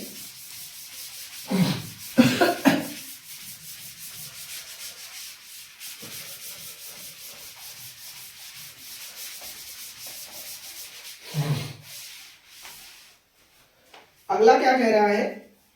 अगला है विभवमापी का सिद्धांत परिपथ चित्र की सहायता से समझाइए, है ना। गा नंबर है, विभवमापी के बारे में पूछा है, तो याद करो तो ये प्रैक्टिकल टाइप कराया जाता है ना, जिसमें ये कहा जाता है कि जो विभवमापी है वो एक ऐसा उपकरण है जो एक परिपथ में दो पॉइंटों के बीच वोल्टेज को मापने के लिए यूज किया जाता है। हालांकि ये पुराना है, मतलब ये कहते नहीं कुछ पुराने उपकरण थे उन्हें रिप्लेस कर दिया, तो ये पोटेंशियोमीटर है, अब इसकी जगह पर वोल्ट मीटर आता है। जब ये था तो एक्चुअल में ये जो परिपथ की तार की लंबाई होती थी उसके लंबाई के समानुपाती होता था, मतलब इसका जो वोल्टेज था वो परिपथ की लंबाई के समानुपाती होता था, तो इसलिए V बराबर तुमने फार्मूला पढ़ा होगा KL, V बराबर KL, जहां पर एक्चुअल में जो K था वो विभव प्रवणता के नाम से जाना जाता है, विभव प्रवणता के नाम से, ठीक है ना। इसकी पूरी मैकेनिज्म क्या है वो आपको क्लासों में पढ़ा दी जाती है, ठीक। तो हम बढ़ते आगे। अगला घ नंबर न्यूमेरिकल में रखा है। घ नंबर न्यूमेरिकल में क्या कह रहा है, रेल की दो पटरियां आपस में तथा जमीन से पृथककृत है। आपस में मतलब ऐसे हैं, है ना, और जमीन से भी पृथककृत मतलब पिलर के साथ ऊपर है, जैसा कि आपने ओरिजिनल देखा भी होगा, है ना। इन्हें एक मिली वोल्ट मीटर से जोड़ा गया है। इन्हें जोड़ने के लिए मीटर यूज किया गया जिसका जो मैग्नीट्यूड रेंज है वो मिली वोल्ट है, ठीक। जब इन पर एक ट्रेन 180 किलोमीटर पर घंटे की रफ्तार से चलती है, एक ट्रेन इस पर पागलों की तरह दौड़ रही है जिसका मैग्नीट्यूड है 180 किलोमीटर पर आवर, है ना। आप ऐसे केस में क्या करिए, हमेशा यूनिट को एसआई यूनिट में ले जाइए, यानी मीटर पर सेकेंड बना लीजिए। मीटर पर सेकेंड बनाने के लिए किलोमीटर पर आवर में 5/18 से गुणा किया जाता है, और ऐसा तो हमने पीछे मॉडल पेपर में प्रूफ भी किया था। क्यों किया था, क्योंकि किलोमीटर की जगह 1000 लिखेंगे आप, और आवर को सेकेंड बनाने के लिए आप 3600 लिखेंगे, और 1000/3600 को जब सॉल्व करेंगे तो ऐसा 5/18 के रूप में मिल जाएगा आपको। तो 18 से अगर यहाँ भाग देते तो 10 आ जाएगा, और 10 की गुणा 5 से करें तो 50 आ जाएगा। तो कुल मिला के जो ट्रेन की रफ्तार है वो हर एक सेकंड में 50 मीटर दूरी तय कर जाती है, मतलब 50 मीटर पर सेकंड की रफ्तार से दौड़ रही है। आगे कह रहा है तो मिली वोल्ट मीटर का पाठ्यांक क्या होगा, यानी आपको फाइंड करना है कि ई क्या होगा, और ई का यूनिट कौन से रेंज में आना चाहिए, मिली वोल्ट आना चाहिए, ठीक है। तो कुल मिला के आंसर आपको मिली वोल्ट में चाहिए, ये याद रखना है। ई फाइंड करना, आगे भी कुछ दे रखा है। दिया गया है पृथ्वी के चुंबकीय क्षेत्र का ऊर्ध्वाधर घटक। ऊर्ध्वाधर घटक का मतलब है कि वो बीवी साइन थीटा के रूप में दे रखा है ना, तो बी बराबर जो बीवी साइन थीटा दे रखा है वो वैल्यू सवाल में है 0.2 इंटू 10⁻⁴ टेस्ला। टेस्ला लिख लो चाहे वेबर पर मीटर स्क्वायर लिख लो, तथा पटरियां परस्पर 1 मीटर दूरी पर, यानी इनके बीच का जो गैप है वो 1 मीटर है, और जो रियल गैप होता है वो 1.69 मीटर होता है, ये बात भी याद कर लीजिएगा। तो लेंथ कितनी दे रखी है, 1 मीटर दे रखी है, ठीक है ना। अब आपको ई ज्ञात करना है, तो बहुत सिंपल, सबने ई का फार्मूला याद किया होगा यार, ई बराबर BVL साइन थीटा। चूंकि जो बी है वो ऊर्ध्वाधर ही दे रखा है तो बी साइन थीटा उसी में चला जाएगा, तो आंसर लिखा जाएगा ई बराबर BVL, है ना। बस वैल्यू रखिए और उड़ा दीजिए। बी की वैल्यू बोलो सवाल में कितनी है, 0.2 इंटू 10⁻⁴, और बी की वैल्यू सवाल में है 50, और एल की वैल्यू है 1 मीटर, है ना। बस इसको सॉल्व कर लीजिए। तो एक बात कंफर्म है कि दशमलव से वाला 0 कैंसिल आउट हो जाएगा, तो ये हो जाएगा 5 दूनी 10। 10 की गुणा 1 से करेंगे तो 10 ही आएगा, 10 गुणे 10 की पावर -4, ये आ गया वोल्ट के रूप में। किस रूप में, वोल्ट के रूप में। आप इसे चाहो तो इस आंसर को ये लिख सकते हो 10 की पावर -3 वोल्ट, 10 की पावर -3 वोल्ट, और आप इसे ये भी चाहो तो लिख सकते हो 1 मिली वोल्ट, 1 मिली वोल्ट, क्योंकि मिली को ही तो 10 की पावर -3 लिखा जाता है। तो आंसर मुझे मिली वोल्ट के रेंज में लाना था, इसलिए हमने ई का जो आंसर लिखा है वो 1 मिली वोल्ट लिखा है। अगर आप पेपर में ये भी लिख के आते हैं तो कोई गलत नहीं माना जाएगा, ठीक है। आपको इस सवाल के करने के 3 नंबर दिए जाते हैं, ठीक। अब बात करते हैं इसके लास्ट क्वेश्चन की, यानी अंगा नंबर की। अंगा नंबर थ्योरी है। थ्योरी में कह रहा है प्रकाश विद्युत प्रभाव से क्या तात्पर्य है, और इस प्रभाव की आइंस्टीन द्वारा दी गई व्याख्या को भी लिखना है ना। तो आप याद करो प्रकाश विद्युत प्रभाव क्या होता है, जब प्रकाश किरणें किसी धात्विक पृष्ठ पर गिरती हैं तो उनसे इलेक्ट्रॉनों का उत्सर्जन होता है, और यही घटना प्रकाश विद्युत प्रभाव कहलाती है। इस बारे में आइंस्टीन ने प्लांक के क्वांटम थ्योरी का यूज करके ये बताया कि जब कोई प्रकाश किरण किसी पृष्ठ पर गिरती है तो अपनी संपूर्ण ऊर्जा पूरे पृष्ठ को नहीं देती है, यानी अपनी जो टोटल ऊर्जा है वो संपूर्ण पृष्ठ को ना दे करके बल्कि पृष्ठ के किसी एक इलेक्ट्रॉन को दे देती है, और वो ऊर्जा 2 कामों में व्यय की जाती है। एक तो पृष्ठ से इलेक्ट्रॉन को बाहर निकालने में, तथा शेष जो ऊर्जा बचेगी उसके पास वो इलेक्ट्रॉनों को गतिज ऊर्जा प्रदान करने में व्यय की जाती है, मतलब खर्च की जाती है। और इस आधार पर उन्होंने एक फार्मूला भी निकाला जिसके लिए उन्होंने ये सूत्र लिखा था कि जो फोटान होता है उसकी एनर्जी चूंकि hν होती है, hν बराबर, यानी hν ऊर्जा 2 कामों में खर्च होती है। एक तो इलेक्ट्रॉन को पृष्ठ से बाहर निकालने में, इलेक्ट्रॉन को पृष्ठ से बाहर निकालने में जो वेग ऊर्जा होती है उसे कार्यफलन के नाम से जानते हैं, कार्यफलन को W से डिनोट किया जाता है। प्लस जो ऊर्जा बच जाएगी वो उसी इलेक्ट्रॉन को जो बाहर निकला है उसे गतिज ऊर्जा देने में, और गतिज ऊर्जा के लिए सूत्र लिखते हैं EK, है ना, एनर्जी ऑफ काइनेटिक, है ना, या काइनेटिक एनर्जी बोल सकते हैं। तो उन्होंने EK का फंक्शन निकाला था, है ना। तो बताओ EK बराबर क्या लिखेंगे? EK बराबर लिखा जाएगा, उधर ही पढ़ा रहने दीजिए, HNU माइनस W, है ना। अब आप याद करिए, तो W के लिए आपने सूत्र लिखा होगा HNU नॉट, जहां न्यू नॉट देहली आवृत्ति होती है, न्यू नॉट देहली आवृत्ति, और EK चूंकि गतिज ऊर्जा है और ये मैक्सिमम रहता है, तो इसके लिए सूत्र क्या लिखा जाता है? हाफ mv², और ये मैक्सिमम डिनोट करते हैं, ठीक है ना, बराबर HNU माइनस HNU नॉट, है ना। अब तुम ध्यान से देखो, तो यहां से H कॉमन है, अंदर बचेगा न्यू माइनस न्यू नॉट, और ये वाली वैल्यू आ गई हाफ mv² मैक्सिमम।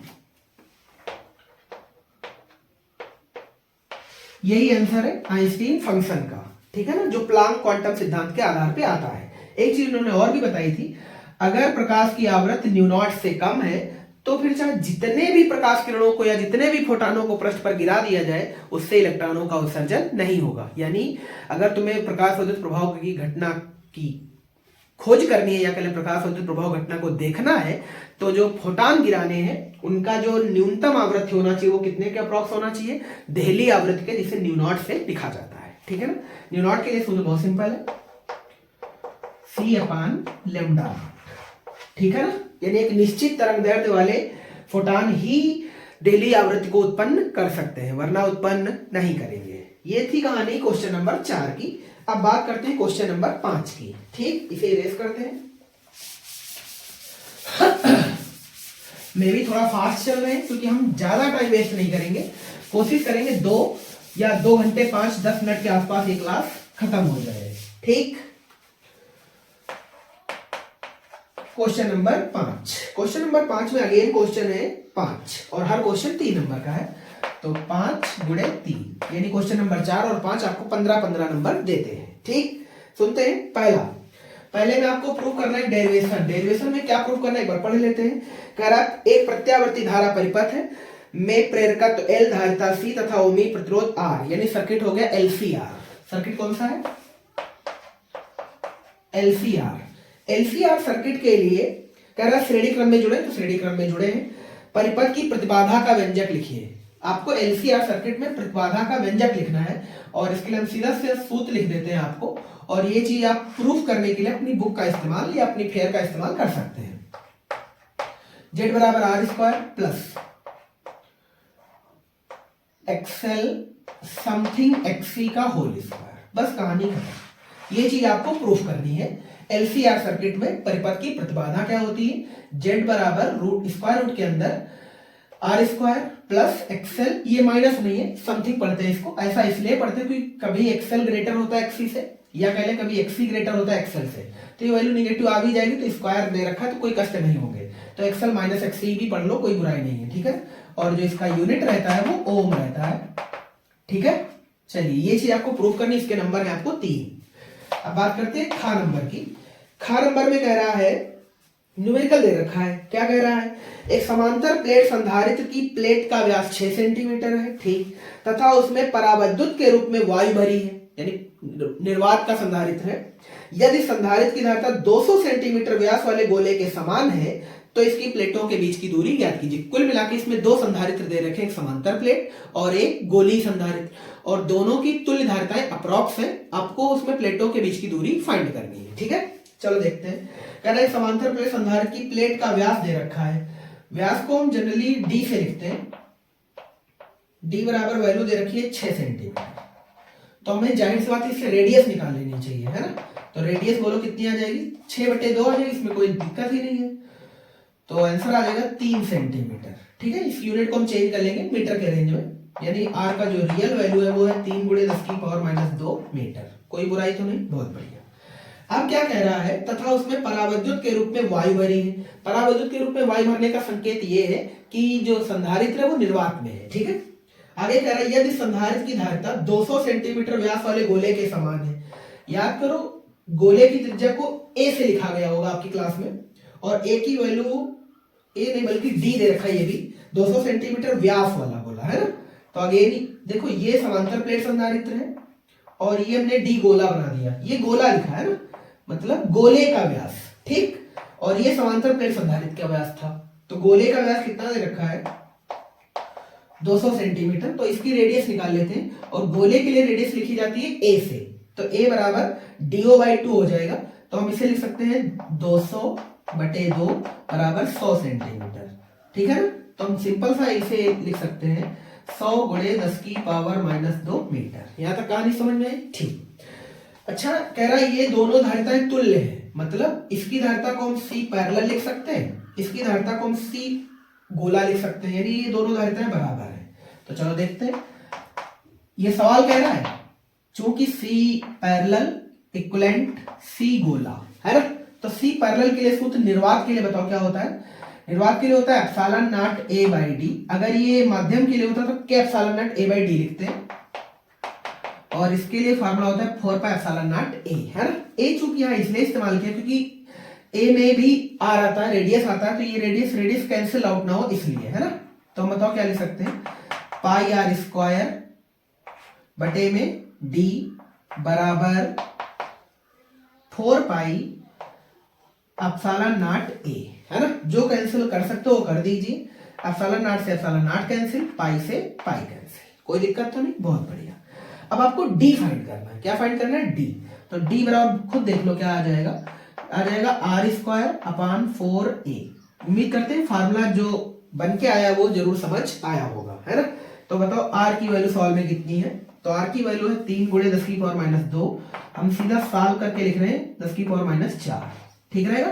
3 का स्क्वायर 9 हो गया, 10⁻2 का स्क्वायर करने का मतलब गुणा होता है, तो -4 हो गया, बटे में 4a। a की वैल्यू सॉल्व में है 100 × 10⁻², है ना। इसे सॉल्व कर लेते हैं यार, तो ध्यान को, तो ये घात कैंसिल आउट हो जाएगी, -2 से +2 कैंसिल आउट हो जाएगा, ये बचेगा 4 दूनी 8, एक बचेगा 0.4 दूनी 8, 4 पंचे 20 × 10⁻⁴, ये यूनिट आ जाएगा मीटर। कहानी खत्म। ये न्यूमेरिकल था और इसके आपको 3 नंबर दिए जाएंगे। कितने नंबर, 3 नंबर। कहानी बहुत कठिन तो नहीं कह सकते, पर अगर समझ नहीं आई तो कठिन है भी, है ना। तो चलिए आगे बढ़ते हैं क्वेश्चन नंबर गा की तरफ। क्वेश्चन नंबर गा एक डेरिवेशन है, और ये कह रहा है वृत्ताकार धारावाही कुंडली के केंद्र पर उत्पन्न चुंबकीय क्षेत्र के व्यंजक को निगमित कीजिए। तो तुम्हें याद होगा, तुमने कभी ऐसा डायग्राम जरूर पढ़ा होगा, ऐसा करके, है ना। एक वृत्ताकार कुंडली के लिए और थोड़ा अच्छा बना देते हैं, कुछ ऐसे करके, है ना। इसमें फेरों के भी नंबर काउंटिंग की जाती है। तो एक फेरे के लिए हम आपको आंसर लिख देते हैं। एक फेरे के लिए आंसर होता है μ0I/2r। अगर फेरे n है तो हम इसे ये भी लिख सकते हैं μ0NI/2r, ठीक है ना, कोई दिक्कत की बात नहीं है। टेस्ला, ये चीज आपको प्रूफ करनी है, तो प्रूफ करने का काम आप अपनी बुक से वगैरह से कर लीजिएगा, ठीक है। चलिए आगे बढ़ते हैं।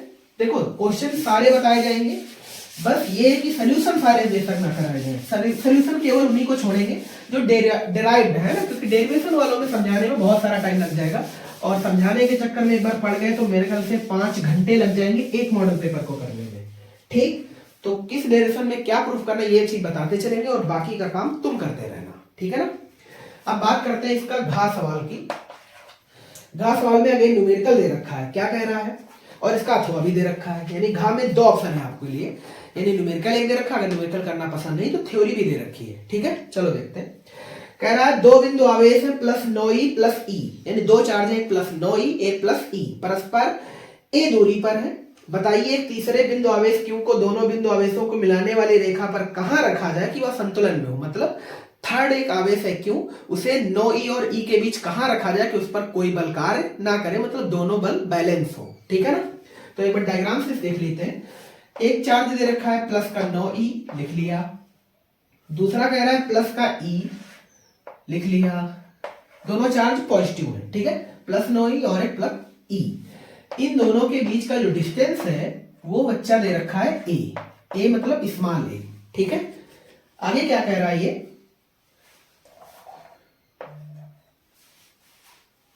एक तीसरे बिंदु आवेश Q को दोनों बिंदु आवेशों को मिलाने वाली रेखा पर कहां रखा जाए कि वह संतुलन में हो। तो चलो मान लेते हैं कि इस बड़े वाले चार्ज से x दूरी पर, कितनी दूरी पर, x दूरी पर एक बिंदु लिया हमने P। कौन सा बिंदु, P, और यहां पर हमने चार्ज को रख लिया है, क्यों, चार्ज को रखा और पॉइंट का नाम P रखा है, ठीक है ना। और यहां पर वो संतुलन में है, हमने ऐसा मान लिया कि यहां पर वो संतुलन में हो, मतलब पॉइंट P के लिए इधर से जो फोर्स लगेगा मान लेते हैं वो F1 है, उधर से जो फोर्स लगेगा वो मान लेते हैं F2 है, वो बराबर है, ऐसा हमने पिक करके मान लिया, ठीक है। अब बात करेंगे तो ये जो बची डिस्टेंस है वो कितनी है, तो आप सिंपल समझ रहे होंगे सभी कि बची वाली जो डिस्टेंस होगी वो a माइनस एक्स जरूर रही होगी, समझना है ये, क्योंकि टोटल डिस्टेंस a थी, हमने x पर जाकर के पॉइंट लिया है, तो जाहिर सी बात है जो बचा डिस्टेंस होगा वो a माइनस एक्स के रूप में आ जाएगा, है ना। तो चलो वैल्यू देख लेते हैं। अब ये वाला चार्ज Q1 और Q2 के नाम से बन जाएगा F1 में, और सेम वही चीज F2 में, ये Q1 बन जाएगा, ये Q2 बन जाएगा, है ना। तो कूलाम्स बल, है ना, इन दोनों के बीच कौन सा बल लगेगा, कूलाम बल, और जाहिर सी बात है कि प्रतिकर्षण लगेगा। ये भाई साहब इसको इधर धक्का देगा, कुछ ऐसे मान लेते हैं, ये वैल्यू F1 है, ये वाला भाई साहब इसको इधर धक्का देगा, और ये वाली वैल्यू मान लेते हैं F2 है। तो आपको F1 और F2 कैंसिल आउट करने के लिए आपको दोनों वैल्यू बराबर रखनी चाहिए, क्योंकि आप सभी जानते हैं किसी ऑब्जेक्ट पर अगर फोर्स अपोजिट लग रहे हो तो अगर उनके मैग्नीट्यूड बराबर है देन वो कैंसिल आउट हो जाएंगे, मतलब निरस्त हो जाएंगे, है ना। तो चलो इसे देखते हैं, F1 की वैल्यू कितनी लिखें, तो कूलाम्स लॉ लिखना है 1/4πε0, चूंकि निर्वात की बात कर रहा है क्योंकि माध्यम लिया नहीं गया है, तो Q1 Q2 बटे r², है ना। तो Q1 बोलो कितना है, Q1 9e है, और Q2 Q है ना, Q1 Q2 बटे r² ये वाली दूरी, और ये वाली दूरी x है तो x का स्क्वायर, ठीक है, बराबर 1/4πε0, इधर Q1 कितना है e, और Q2 अगेन कितना है q, बटे में बोलूं a माइनस एक्स का होल स्क्वायर। उम्मीद करते हैं यहां तक तो कोई दिक्कत होगी ही नहीं, है ना, जो कट सकता है काट दीजिए। यहां तक समझ में आया सभी को, ठीक। अब ध्यान से इसकी वैल्यू नोट कर देते हैं, 9/x² बराबर 1/a माइनस एक्स का होल स्क्वायर, है ना। अब आप क्या कर सकते हैं, तो कुछ नहीं, बस सोल्यूशन करने के लिए आप इसे वर्गमूल ले लीजिए, है ना। तो 9 का वर्गमूल बताओ कितना हो जाएगा, 3, x² का कितना हो जाएगा, x बराबर, यहां से स्क्वायर हट जाएगा 1/a माइनस एक्स, है ना। कुछ मत करिए, क्रॉस मल्टीपल कर दीजिए, तो 3 की गुणा a से करेंगे तो कितना आ जाएगा, 3a माइनस 3x बराबर x, ये माइनस उधर भेज दीजिए, प्लस का हो जाएगा, मतलब 3a बराबर 3x प्लस x बराबर ये कितना हो जाएगा, 4x। अच्छा, हमसे यही तो पूछ रहा है कि दोनों बिंदु आवेशों को मिलाने वाली रेखा पर कहां रखा जाए कि वह संतुलन में हो, तो आपको वो डिस्टेंस ही तो फाइंड करनी है। वो डिस्टेंस हमने मानी क्या है, x, मतलब आपको x फाइंड करना है। तो x बराबर बोलो क्या आ जाएगा, x बराबर आ जाएगा 3a/4, और चूंकि ये मीटर सेंटीमीटर कोई वैल्यू दे नहीं रखी तो इसलिए हम सीधा आंसर ऐसे लिख देंगे 3a/4। अगर ये मीटर होगा तो ये मीटर में आ जाएगा, और सेंटीमीटर होगा तो सेंटीमीटर आ जाएगा, कोई दिक्कत की बात नहीं है। उम्मीद करते हैं सभी बच्चों को जरूर समझ आया होगा, और इस काम के अगेन आपको नंबर है 3, ठीक है। इसका अथवा सुन लीजिए, अथवा में कह रहा है कि भू चुंबकत्व के विभिन्न अवयव बता दीजिए, है ना, भू ये पृथ्वी के चुंबकत्व के विभिन्न अवयव बता दीजिए इसके अथवा में। तो आपको बता दें अवयव इसके हैं कौन कौन से। एक तो होता है दिक्पात कोण, कौन सा कोण, दिक्पात कोण, जिसकी परिभाषा में तुमने पढ़ा होगा कि भौगोलिक यामोत्तर और चुंबकीय यामोत्तर के बीच बने कोण को दिक्पात कोण कहते हैं, ठीक है ना। अगला होता है बी में जो अगला अवयव है उसका नाम नतिकोण, या इसका एक और भी नाम है नमन कोण, नतिकोण या नमन कोण। इसके बारे में परिभाषा ये है, सिंपल समझते हैं कि पृथ्वी का जो चुंबकीय क्षेत्र होता है उसका जो परिमाण और दिशा है वो हर पॉइंट पर अलग अलग होता है, मतलब इक्वेटर पर अलग है, और विषुवत रेखा ही इक्वेटर बोलते हैं, और जो ध्रुव है उन पर अलग होता है, मतलब सब जगह पर अलग अलग होता है ना। तो इसके लिए पृथ्वी का चुंबकीय क्षेत्र का दिशा तथा वो क्षैतिज से कितने कोण पर है, यानी पृथ्वी का चुंबकीय क्षेत्र क्षैतिज से कितना कोण बनाता है, ये कोण ही क्या कहलाता है, नति कोण या नमन कोण, है ना। अगली चीज आती है चुंबकीय क्षेत्र का क्षैतिज घटक, चुंबकीय क्षेत्र का क्षैतिज घटक। बस यही 3 आपको अवयव लिखने पड़ते हैं। क्षैतिज घटक में आप लिखते हैं, अगर संपूर्ण पृथ्वी का चुंबकीय क्षेत्र BE है और वो क्षैतिज के साथ थीटा कोण बना रहा है, देन जो क्षैतिज घटक लिखा जाता है वो लिखा जाता है BH बराबर BE cos थीटा, है ना। ठीक ऐसे ही जो लंबवत घटक लिखा जाता है, परपेंडिकुलर कंपोनेंट, वो लिखा जाता है BE sin थीटा, है ना। और इनका जो नेट लिखते हैं वो आपको अच्छे से याद ही होगा, जो डायरेक्शन लिखने के लिए tan थीटा बराबर BB अपान BH, और फिर लिखते हैं जो, अरे इनका मान लो जैसे समीकरण 1 है, ये समीकरण 2 है, हमने चीजों को बढ़ा दिया, थोड़ा बताना नहीं चाहिए था, ये फर्स्ट और सेकंड, है ना। इनका समीकरणों का स्क्वायर करके जोड़ दीजिएगा, है ना। तो BH स्क्वायर हो जाएगा, BB स्क्वायर हो जाएगा, ये चीज कॉमन हो जाएगी, यानी BE स्क्वायर कॉमन हो जाएगी। Sine square theta plus cos square theta जब करेंगे तो उसका एक सर्वसामिका बन जाएगा जो कि 1 होता है, मतलब इन वैल्यू का स्क्वायर करके जब जोड़ेंगे तो 1 आ जाएगा, ये चीज कॉमन हो जाएगी। इसका मतलब जो BE का वैल्यू होगा वो स्क्वायर रूट के अंदर होगा BH square plus BB square, ठीक है। ये सारी कहानी है, ये पृथ्वी के चुंबकत्व के घटक हैं, अवयव हैं, ठीक है ना। इसी के साथ एक और भी इसमें क्वेश्चन रह गया, अंगा नंबर। अंगा नंबर में कह रहा है यौगिक सूक्ष्मदर्शी में प्रतिबिंब का बनना स्वच्छ और आरेखी चित्र बनाइए, है ना। तो यौगिक सूक्ष्मदर्शी मतलब जिसके द्वारा तुम निकट रखी छोटी वस्तुओं का स्पष्ट और क्लियर इमेज देख पाते हैं, वो कहलाता है कंपाउंड सूक्ष्मदर्शी या यौगिक या संयुक्त सूक्ष्मदर्शी। उसका आपको एक आरेख भी खींचना पड़ता है, तो आप टेंशन ना लो, बनाने में टाइम लग जाएगा 1-1.5 मिनट, तो हम कोशिश करेंगे जो संयुक्त सूक्ष्मदर्शी उसका यहाँ पर एक बड़ा सा इमेज लगा देंगे, आप उसे यहाँ से देख सकते हैं। हालांकि बनाने का काम करोगे तो तुम ही वैसे, जिसमें हम अब दृश्यक लेंस को यहाँ पे रखते हैं छोटे साइज का, और जो नेत्रिका लेंस होता है वो यहाँ पर बड़े साइज का होता है ना। यानी नेत्रिका लेंस को हम नेत्र की तरफ रखते हैं और छोटे लेंस को हम ऑब्जेक्ट की तरफ रखते हैं, जिसमें जो इमेज बनता है वो लगभग 50 टाइम ज्यादा बन जाता है। मतलब एक छोटी सी ऑब्जेक्ट का जो यहाँ पर इमेज बनेगा आईपीस के द्वारा नेत्र के अंदर, वो इस ऑब्जेक्ट का 50 टाइम मैक्सिमम बन जाएगा, है ना। तो यहाँ पर एक इमेज लगाएंगे, आप आराम से उसे देख सकते हैं, ठीक है ना। तो चलिए अब बात करते हैं खंड या की, है ना। और ये खंड या इसका लास्ट खंड है जिसमें 3 क्वेश्चन आते हैं, 6, 7, 8, 9, है ना। हर क्वेश्चन 5 नंबर का होता है और हर क्वेश्चन में अथवा भी होता है, ठीक। तो चलो इसे देखते हैं।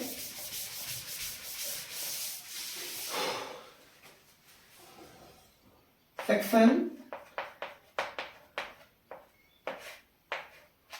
या इसका नाम है, और इसमें 4 क्वेश्चन आते हैं और हर क्वेश्चन 5 नंबर का आता है, 4 into 5, ठीक है ना। और इसमें अथवा भी आता है, तो एक एक करके पढ़ देते हैं। तो जो थ्योरिकल है उन्हें आप कर लीजिएगा, जो न्यूमेरिकल है वो हम कर लेते हैं, ठीक। तो क्वेश्चन नंबर 6 कह रहा है हाइगेंस की द्वितीयक तरंगिकाओं के सिद्धांत के आधार पर प्रकाश तरंगों के अपवर्तन की व्याख्या लिखिए, है ना। तो आपको याद होगा हाइगेंस का जो द्वितीयक तरंगिका का सिद्धांत है वो सन 1678 में आता है, 1678, है ना। इसके सिद्धांत की कुछ हम बातें आपको बता देते हैं और अपवर्तन की घटना को तुम प्रूफ कर लेना। हालांकि प्रकाश तरंगों को लेकर के या प्रकाश के बारे में कई सारे मिथ्यावाद में शुरुआत में शुरू हुए, जिसमें कुछ लोगों ने इसको तरंग माना, कुछ ने कण माना, और बड़े बड़े वैज्ञानिक इन क्षेत्रों में आए थे। कोई तरंग की बात को पुष्टि करता था, कोई कण की बात को पुष्टि करता था। न्यूटन के आने से इसमें बहुत बवाल होगा, क्योंकि न्यूटन ने कण सिद्धांत बोला था, यानी उन्होंने ये प्रूफ किया कि जो प्रकाश है वो एक कण पार्टिकल है, मतलब कण है ना।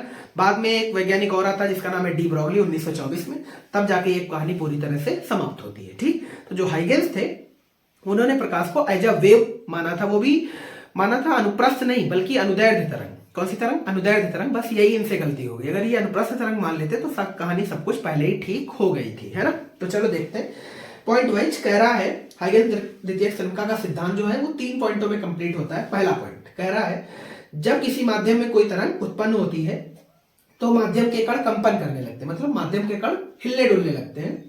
माध्यम का वह पृष्ठ जिसमें इससे सभी कण कंपन की समान कला में होते हैं उसे तरंगाग्र कहते हैं, जिसे आप वेव फ्रंट बोलते हैं। क्या बोलते हैं? Wave front. अगर कोई प्रकाश की किरण सीधी चल रही, सीधी रेखा में चल रही है, तो उसमें जो तरंगाग्र बनता है वो समतल बनता है। कैसा बनता है? समतल बनता है। और अगर बिंदु स्रोत है तो जो तरंगाग्र बनता है वो गोलीय बनता है। ये बातें आपको पढ़ाई जाती है। ठीक है, आगे देख लेते हैं।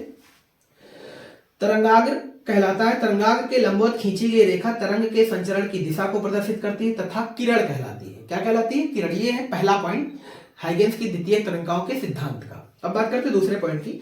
दूसरा पॉइंट कह रहा है तरंगाग्र का प्रत्येक बिंदु स्वयं तरंग स्रोत की भांति व्यवहार करता है और नई तरंगिकाओं को उत्पन्न करता है, जिन्हें द्वितीय तरंगिकाएं कहते हैं। यानी जो पहले से तरंगें चल रही है, अगर उनसे कोई तरंगिका उत्पन्न होती है तो उसे द्वितीय तरंगिका बोलेंगे, और उसकी जो चाल होगी वो पहली चाल के बराबर होती है। ठीक है, ये भी लिखा है आगे, जो प्राथमिक तरंगों की चाल से आगे बढ़ती है। लास्ट पॉइंट सुन लीजिए। किसी क्षण द्वितीय तरंगिकाओं को स्पर्श करने वाला जो उभयनिष्ठ पृष्ठ होता है वो उस क्षण तरंगाग्र की नई स्थिति को प्रदर्शित करता है। बस इतने सिद्धांत हैं, ये बात पढ़ लीजिएगा। और याद रखना, इसमें जब अपवर्तन और परावर्तन विवर्तन की व्याख्या की जाती है तो याद रखना इसमें तरंगाग्र गिराया जाता है, तरंग नहीं, तरंगाग्र। बात समझ में आ गई ना? पूरा पूरा एक पृष्ठ गिराते हैं जो कि तिरछा थोड़ा सा आपतित कराया जाता है। ठीक है, चलिए अब बात करते हैं इसका अथवा वाला। अथवा वाला भी आपको ही पढ़ना है। एक पतली एकल झिर्री द्वारा एक वर्णी प्रकाश के विवर्तन की विवेचना कीजिए। केंद्रीय उच्चिष्ट की कोणीय चौड़ाई का व्यंजक लिखिए, है ना? तो ये बात भी अपने आप को प्रूफ करानी है तुम्हें बुक से। ठीक है, बुक है या आपके पास जो नोट्स वगैरह उनसे कर लीजिएगा। ठीक है, विवर्तन वाले चैप्टर में ये चीज आपको मिल जाएगी। 2x बराबर लिखा जाता है।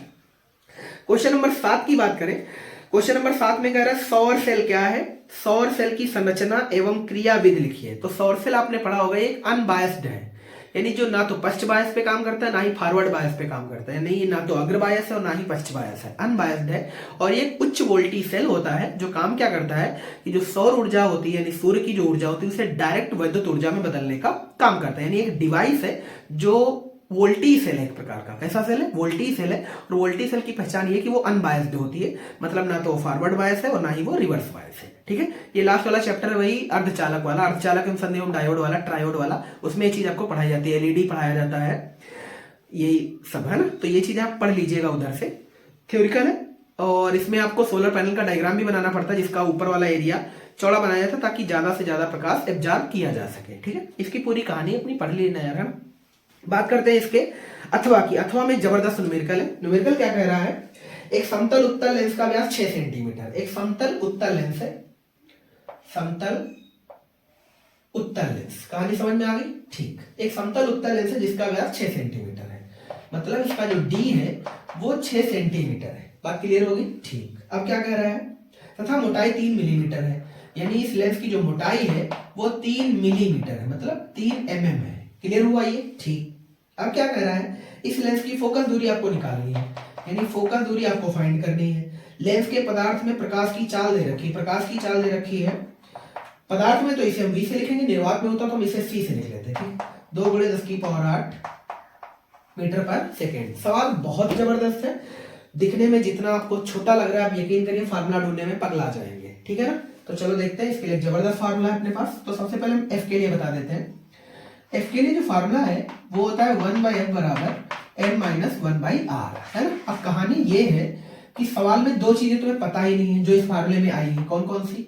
ना तो तुम्हें n पता है ना ही तुम्हें r पता है। तो n निकालने और r निकालने के फार्मूले क्या है? तो n बराबर तुमने कहीं ना कहीं से ये जरूर पढ़ा होगा, n बराबर c/v।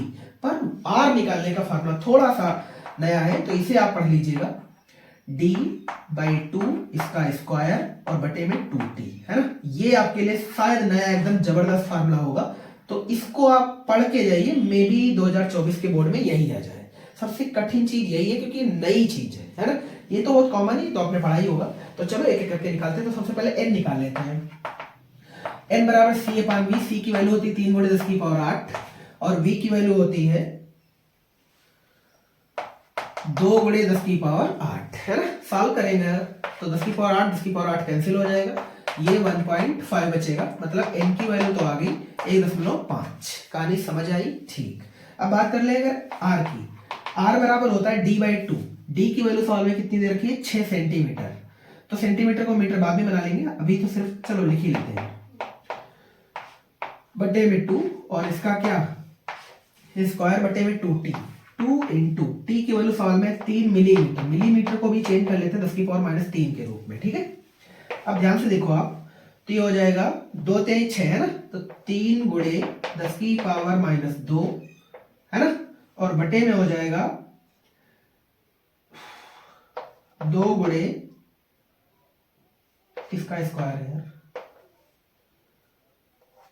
सीधा 6 लिख रहे हैं, 6 गुणे 10 की पावर माइनस 3 है ना, ये हो जाएगा 9 इंटू 10 टू पावर माइनस 4 और बटे में 6 इंटू 10 टू पावर माइनस 3, ठीक है। घातों को ध्यान को तो ये कैंसिल आउट हो जाएगी, यहाँ पर माइनस 1 बच जाएगा, ये बात समझ आ रही होगी है ना। अगर इसको यहाँ पे सॉल्व कर ले हम तो ये r निकलेगा, r की वैल्यू कितनी निकलेगी 1.5, 15 छक्का 90 गुणे 10 की पावर माइनस 1, 10 की पावर माइनस 1, किसी को कोई दिक्कत की बात नहीं है, समझ में आया सभी को। अब ध्यान से देखें, अच्छा अगर हम इसे नीचे लिखना चाहें तो 10 की पावर 1 लिख सकते हैं, कुछ गड़बड़ करा यार हमने,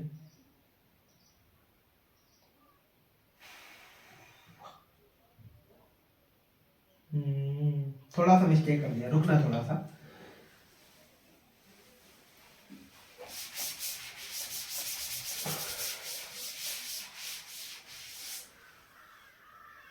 ठीक था यार मेरे ख्याल से, है ना, कुछ गड़बड़ था नहीं, क्योंकि गड़बड़ ये हुआ है, ये मिलीमीटर है ये सेंटीमीटर है ना, हाँ ठीक है। चलो इसे देखते हैं, ये हो जाएगा 3 दूनी 6, 3 गुणे 10 की पावर माइनस 2 और इसका स्क्वायर बटे में 6 इंटू 10 टू पावर माइनस 3 है ना। हम चूंकि आंसर मीटर में ला रहे हैं, ठीक। अब ध्यान से देखना, ये हो जाएगा 9 इंटू 10 टू पावर माइनस 4 बटे में 6 इंटू 10 टू पावर माइनस 3 है ना। इसे सॉल्व करा तो आ गया 1.5 इंटू 10 टू पावर माइनस 1 है ना, ये आ गया अपना r, और ये कौन सी यूनिट में आ गया, मीटर में, ठीक। आप इसे चाहो तो लिख सकते हो 15 गुणे 10 की पावर माइनस 2, चलो इसे सारा लिख के बता देते हैं, 15 गुणे 10 की पावर माइनस 2 मीटर है ना। आप चाहो तो इसे ये भी लिख सकते हो 15 सेंटीमीटर, बस ये था, पीछे थोड़ा सा गड़बड़ा गया, गड़बड़ा का मतलब मुझे लगा कि ये गड़बड़ आ रहा है, अब ठीक है सब, ठीक है। अब मुझे क्या फाइंड करना है, 1/f, 1/f नहीं बल्कि मुझे f फाइंड करना है, चलो यहां लगा देते हैं। तो फार्मूला होता है 1/f बराबर n माइनस 1/r है ना, तो n की वैल्यू बोलो कितनी है 1.5 है, माइनस 1 है, बटे में r 15 है, और 15 हमने सेंटीमीटर वाला वैल्यू इसलिए पिक करा क्योंकि f की वैल्यू मुझे सेंटीमीटर में ही चाहिए, कि 1/f आ गया है ना। तो f अगर हमें निकालना हो, क्या बता देते हैं, चाक चेंज कर ले, f बराबर, तो ये वैल्यू पलट जाएगी है ना, तो 1.5 से 1 घट जाएगा तो 0.5 बचेगा जो कि नीचे आ जाएगा और 15 ऊपर चला जाएगा, ठीक है ना। इसे सॉल्व करेंगे तो ये 30 आ जाएगा, कितना आ जाएगा 30, जो कि यही उत्तर आएगा इसका। चलिए ठीक है, इसे आराम से लगा लीजिएगा। 3 नंबर का सवाल एकदम बढ़िया है, जबरदस्त, ये फार्मूला स्पेशल है आपके लिए।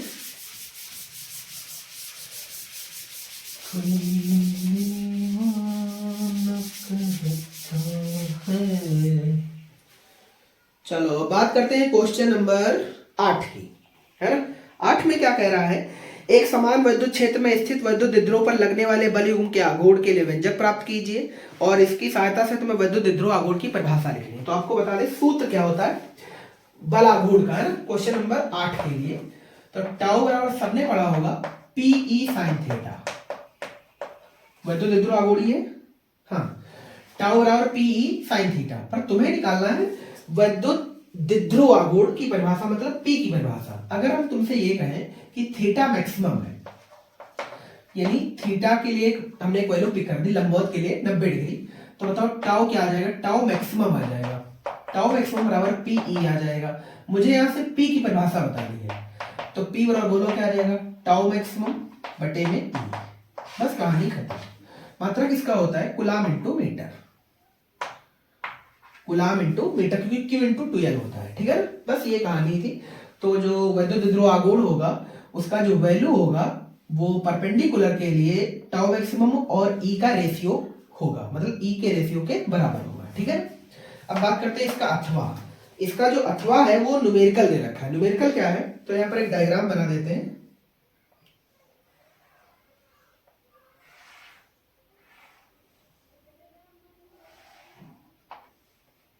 ये किरचॉफ वाले चैप्टर से है।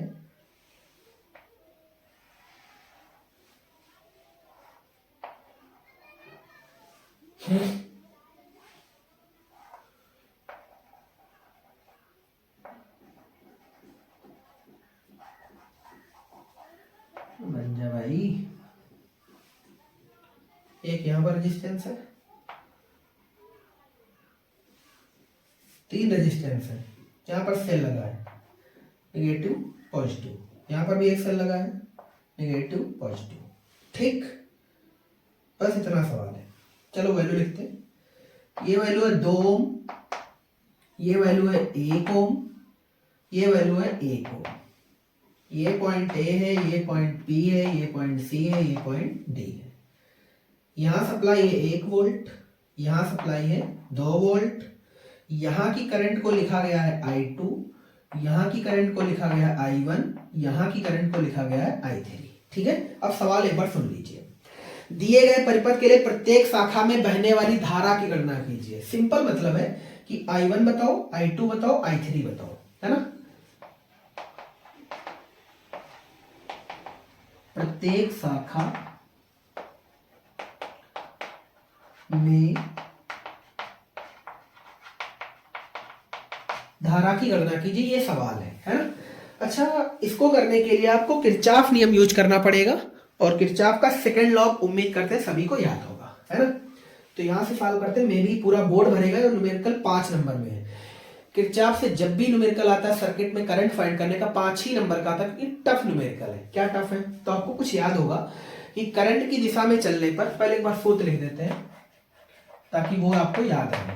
सिग्मा आई आर बराबर सिग्मा ई, है ना।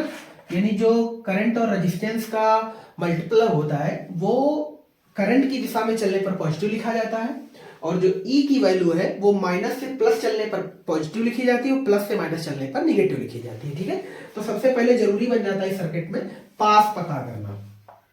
तो इसमें 2 पास है, ये मान लेते हैं पहला, ये मान लेते हैं दूसरा। I1 करंट के लिए पहला मान लो, I2 करंट के लिए दूसरा मान लो। ठीक है ना, कोई कष्ट तो नहीं, बहुत बढ़िया। चलो एक पास को नोट करते हैं, ये चीज हटाते हैं यहां से। ठीक, नया पेज है उधर। पास का नाम बोलो ABCA।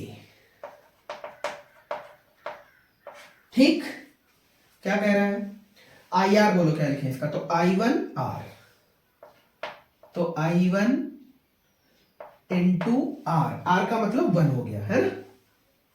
बस अब इधर जब चले तो करंट की दिशा में है, प्लस करंट का नाम I3 है, I3 इंटू में 2 बराबर, और जब ऐसे चल रहे थे तो माइनस से प्लस थे, ये छोटा डंडा, ये बड़ा डंडा, बराबर में कितना 2।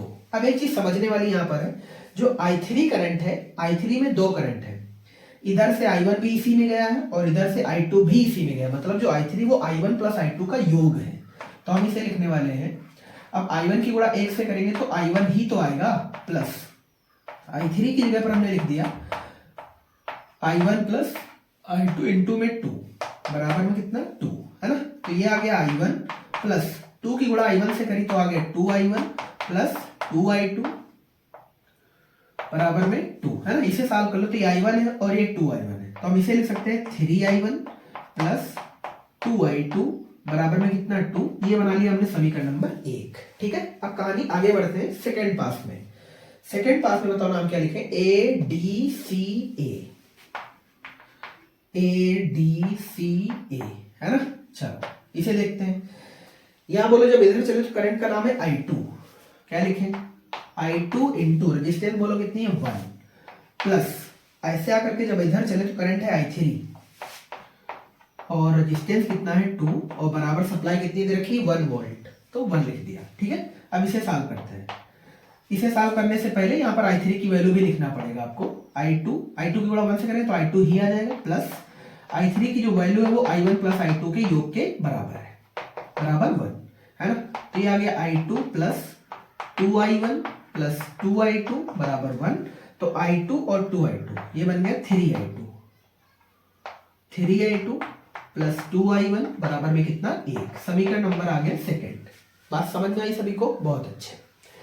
आप समीकरण 1 यहाँ देख रहे हो, समीकरण 2 यहाँ देख रहे हो। अब आप जो काम कर सकते हो वो कर लीजिए। कुल मिला के तुम्हें i1 i2 की वैल्यू मिल जाएगी और i1 i2 के जब योग करेंगे तो i3 मिल जाएगा। बात क्लियर हो गई? ठीक। अब क्या कर सकते हैं आप सोचो।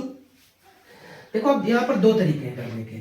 आप तो चाहो तो किसी एक से, जैसे i1 का यहाँ से मान निकाल लो, उठा करके समीकरण 2 में रख दो, या समीकरण 2 फर्स्ट से i2 का मान निकाल लो, समीकरण 2 में रख दो। जो कर सकते हो वो कर लो।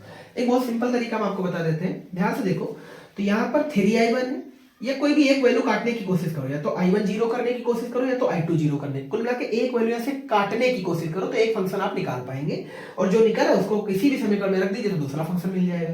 तो हम किसी एक वैल्यू को नेग्लेक्ट करना चाह रहे हैं, इसके लिए आप सुविधा अनुसार किसी भी नंबर से गुणा भाग कर सकते हो। ठीक है, ध्यान से देखें। यहाँ पर 3i1 है और यहाँ पर 2i1 है, तो इसे हम 2 से गुणा करके 6i1 बना सकते हैं, और इसे 3 से गुणा करा के हम 6i1 बना सकते हैं, और बाद में घटा करके हम आंसर कर सकते हैं ना। तो चलो देखते हैं एक बार। यहां पे लिखते हैं समीकरण 1 में 2 से गुणा व 2 में 3 से गुणा कर घटाने पर, है ना। चलो ध्यान से देखते हैं। समीकरण 1 में हम 2 से गुणा करते हैं, ये समीकरण 1 है, 2 से गुणा कर लीजिए, तो हो जाएगा 6i1 प्लस 4i2 बराबर 4। ठीक है, अब बारी है समीकरण 2 में 3 से गुणा करने की। समीकरण 2 है और इसके 3 से गुणा करेंगे तो ये हो जाएगा 9i2, है ना। तो 9i2 को यहां पे लिख दो सेम, और ये लिख देते हैं 6i1 बराबर 3 से किया तो यहाँ पे 3 आ गया, है ना। ध्यान से देखो, तो ये माइनस, ये माइनस, ये माइनस, तो ये -3 हो गया, तो ये प्लस का 1 आ गया, और ये माइनस का हो गया तो माइनस का 5i2 आ गया, है ना। और ये माइनस ऊपर प्लस है तो ये कैंसिल आउट हो गया। ठीक है, अब यहां से बोलो i2 की वैल्यू क्या निकली? i2 की वैल्यू निकली -1/5, जो कि निगेटिव ही आएगी, इस बात में कोई डाउट नहीं। ऐसा इसलिए क्योंकि इधर की सप्लाई कम है और रेजिस्टेंस चूंकि सेम है, तो आंसर का जो आंसर आएगा वो निगलेक्ट आएगा, मतलब इससे निगेटिव आ जाएगा, कम आ जाएगा। ठीक है, अब निकला i2। अब i2 की वैल्यू उठाइए और किसी भी फंक्शन में कहीं पर भी रख दीजिए, चाहे समीकरण 1 में रख दीजिए, चाहे समीकरण 2 में रख दीजिए। चलो हम 1 में रखते हैं, यहां लिख देते हैं ऊपर थोड़ा, यह मान समीकरण 1 में रखने पर, है ना। तो चलो रखते हैं। तो ये लिखा क्या है? 3i1 प्लस 2i2, है ना। तो 2 इंटू i2 की वैल्यू है -1/5 और बराबर में कितना है 2, है ना। तो बताओ ये क्या लिख सकते हो? इसे लिख सकते हो 3i1 और प्लस माइनस क्या हो जाएगा? माइनस, तो ये हो जाएगा 2/5 बराबर में कितना 2। चलो इधर गुणा कर लेते हैं, ये हो जाएगा 15i1 माइनस का 2 बराबर में हो जाएगा 10, है ना। तो ये माइनस का उधर जाएगा, प्लस का हो जाएगा, मतलब 15i1 बराबर हो जाएगा 12, है ना। और मुझे निकालना है i1। क्या निकालना है? i1 बराबर हो जाएगा 12/15। काट दीजिएगा, 3 चौके 12, 3 बचे 15, है ना। तो i1 का जो आंसर है वो पॉजिटिव टर्म में आ जाएगा 4/5 एम्पियर, जिसे आप लिख कितना सकते हो? 0.8। 0.8। कोई दिक्कत तो नहीं। ये रहा i1, ये रहा i2, मुझे i3 भी तो निकालना है। i3 बहुत सिंपल है। i3 में तुमने किया क्या है? i3 में i1 प्लस i2 ही तो किया है, तो i3 बराबर बोलो क्या लिखे? i1 plus i2। i1 की वैल्यू बोलो कितनी है? i1 की वैल्यू 0.8 है और प्लस i2 की वैल्यू 0.2 है, तो माइनस में हमने 0.2 लिखा, तो i3 की वैल्यू सीधा सीधा आ गई 0.6 एम्पियर। बात समझ में आई सभी को? ये कहानी थी इस वाले न्यूमेरिकल के, और इसके कंप्लीट नंबर मिलेंगे आपको 5। कितने नंबर मिलेंगे? 5। ठीक है, अब ये था क्वेश्चन नंबर 8। अब बात आ लेते हैं कि क्वेश्चन नंबर 9 क्या है। क्वेश्चन नंबर 9 आपको ही करना है क्योंकि सारा थ्योरिकल है।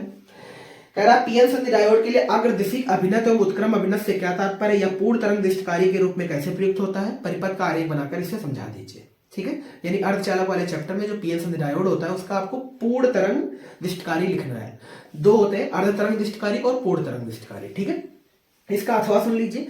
अथवा में जो दे रखा वो पिछले मॉडल पेपर में हमने बताया भी था। अल्फा कण के प्रकीर्णन प्रयोग का वर्णन कीजिए, इस प्रयोग से प्राप्त परिणामों पर आधारित रदरफोर्ड का परमाणु मॉडल समझा दीजिए। ठीक है ना। तो जो अल्फा कणों का प्रकीर्णन प्रयोग था वो रदरफोर्ड ने किया था 1911 में, और ये मॉडल रदरफोर्ड ने इसलिए निकाला था, या कह लें ये मॉडल इसलिए आया था ताकि परमाणु की पूरी तरह से अच्छे से व्याख्या की जा सके, है ना। इसके लिए इन्होंने अल्फा कणों की बमबारी की थी, किस पर याद होगा तो अनेक धातुओं पर की थी। तो एक्सपेरिमेंट के लिए इन्होंने एक जो धातु ली थी मेजरली, वो था स्वर्ण पत्थर, यानी सोने की एक प्लेट पर अल्फा कणों की बमबारी कराई थी, जिससे बहुत सारे रिजल्ट नोट किए थे। उन रिजल्टों में कुछ बातें आपको याद दिला देते हैं। जैसे उन्होंने रिजल्ट में नोट किया कि बहुत सारे अल्फा कण बिना विचलित हुए सीधे स्वर्ण पत्र को पार कर जाते हैं। अच्छा, कोई चीज अगर पार कर रही है इसका मतलब ये है कि बीच में कोई ब्रेकर वगैरह नहीं है, मतलब अधिकांश क्षेत्र उसका खाली है। तो उन्होंने ये बताया कि जो परमाणु का अधिकांश क्षेत्र है वो खोखला होता है, खाली होता है।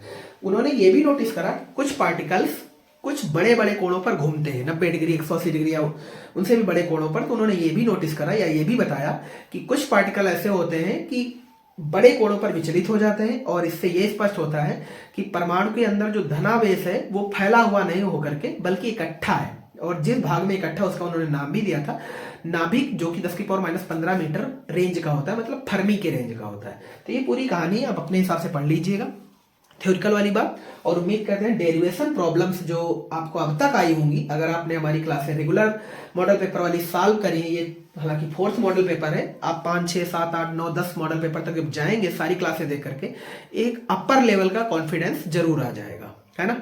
तो कम से कम अगर आपको कुछ अच्छा लगता है इस चैनल से, इस वीडियो से, तो आप अपने दोस्तों को इसके बारे में जरूर शेयर करें, है ना। और अपनी जो बात है, अपनी फीडबैक है, अपना कमेंट है, जो भी आपको प्रॉब्लम्स आ रहे हैं उन्हें भी शेयर करते रहिएगा। Thanks for watching. जय हिंद।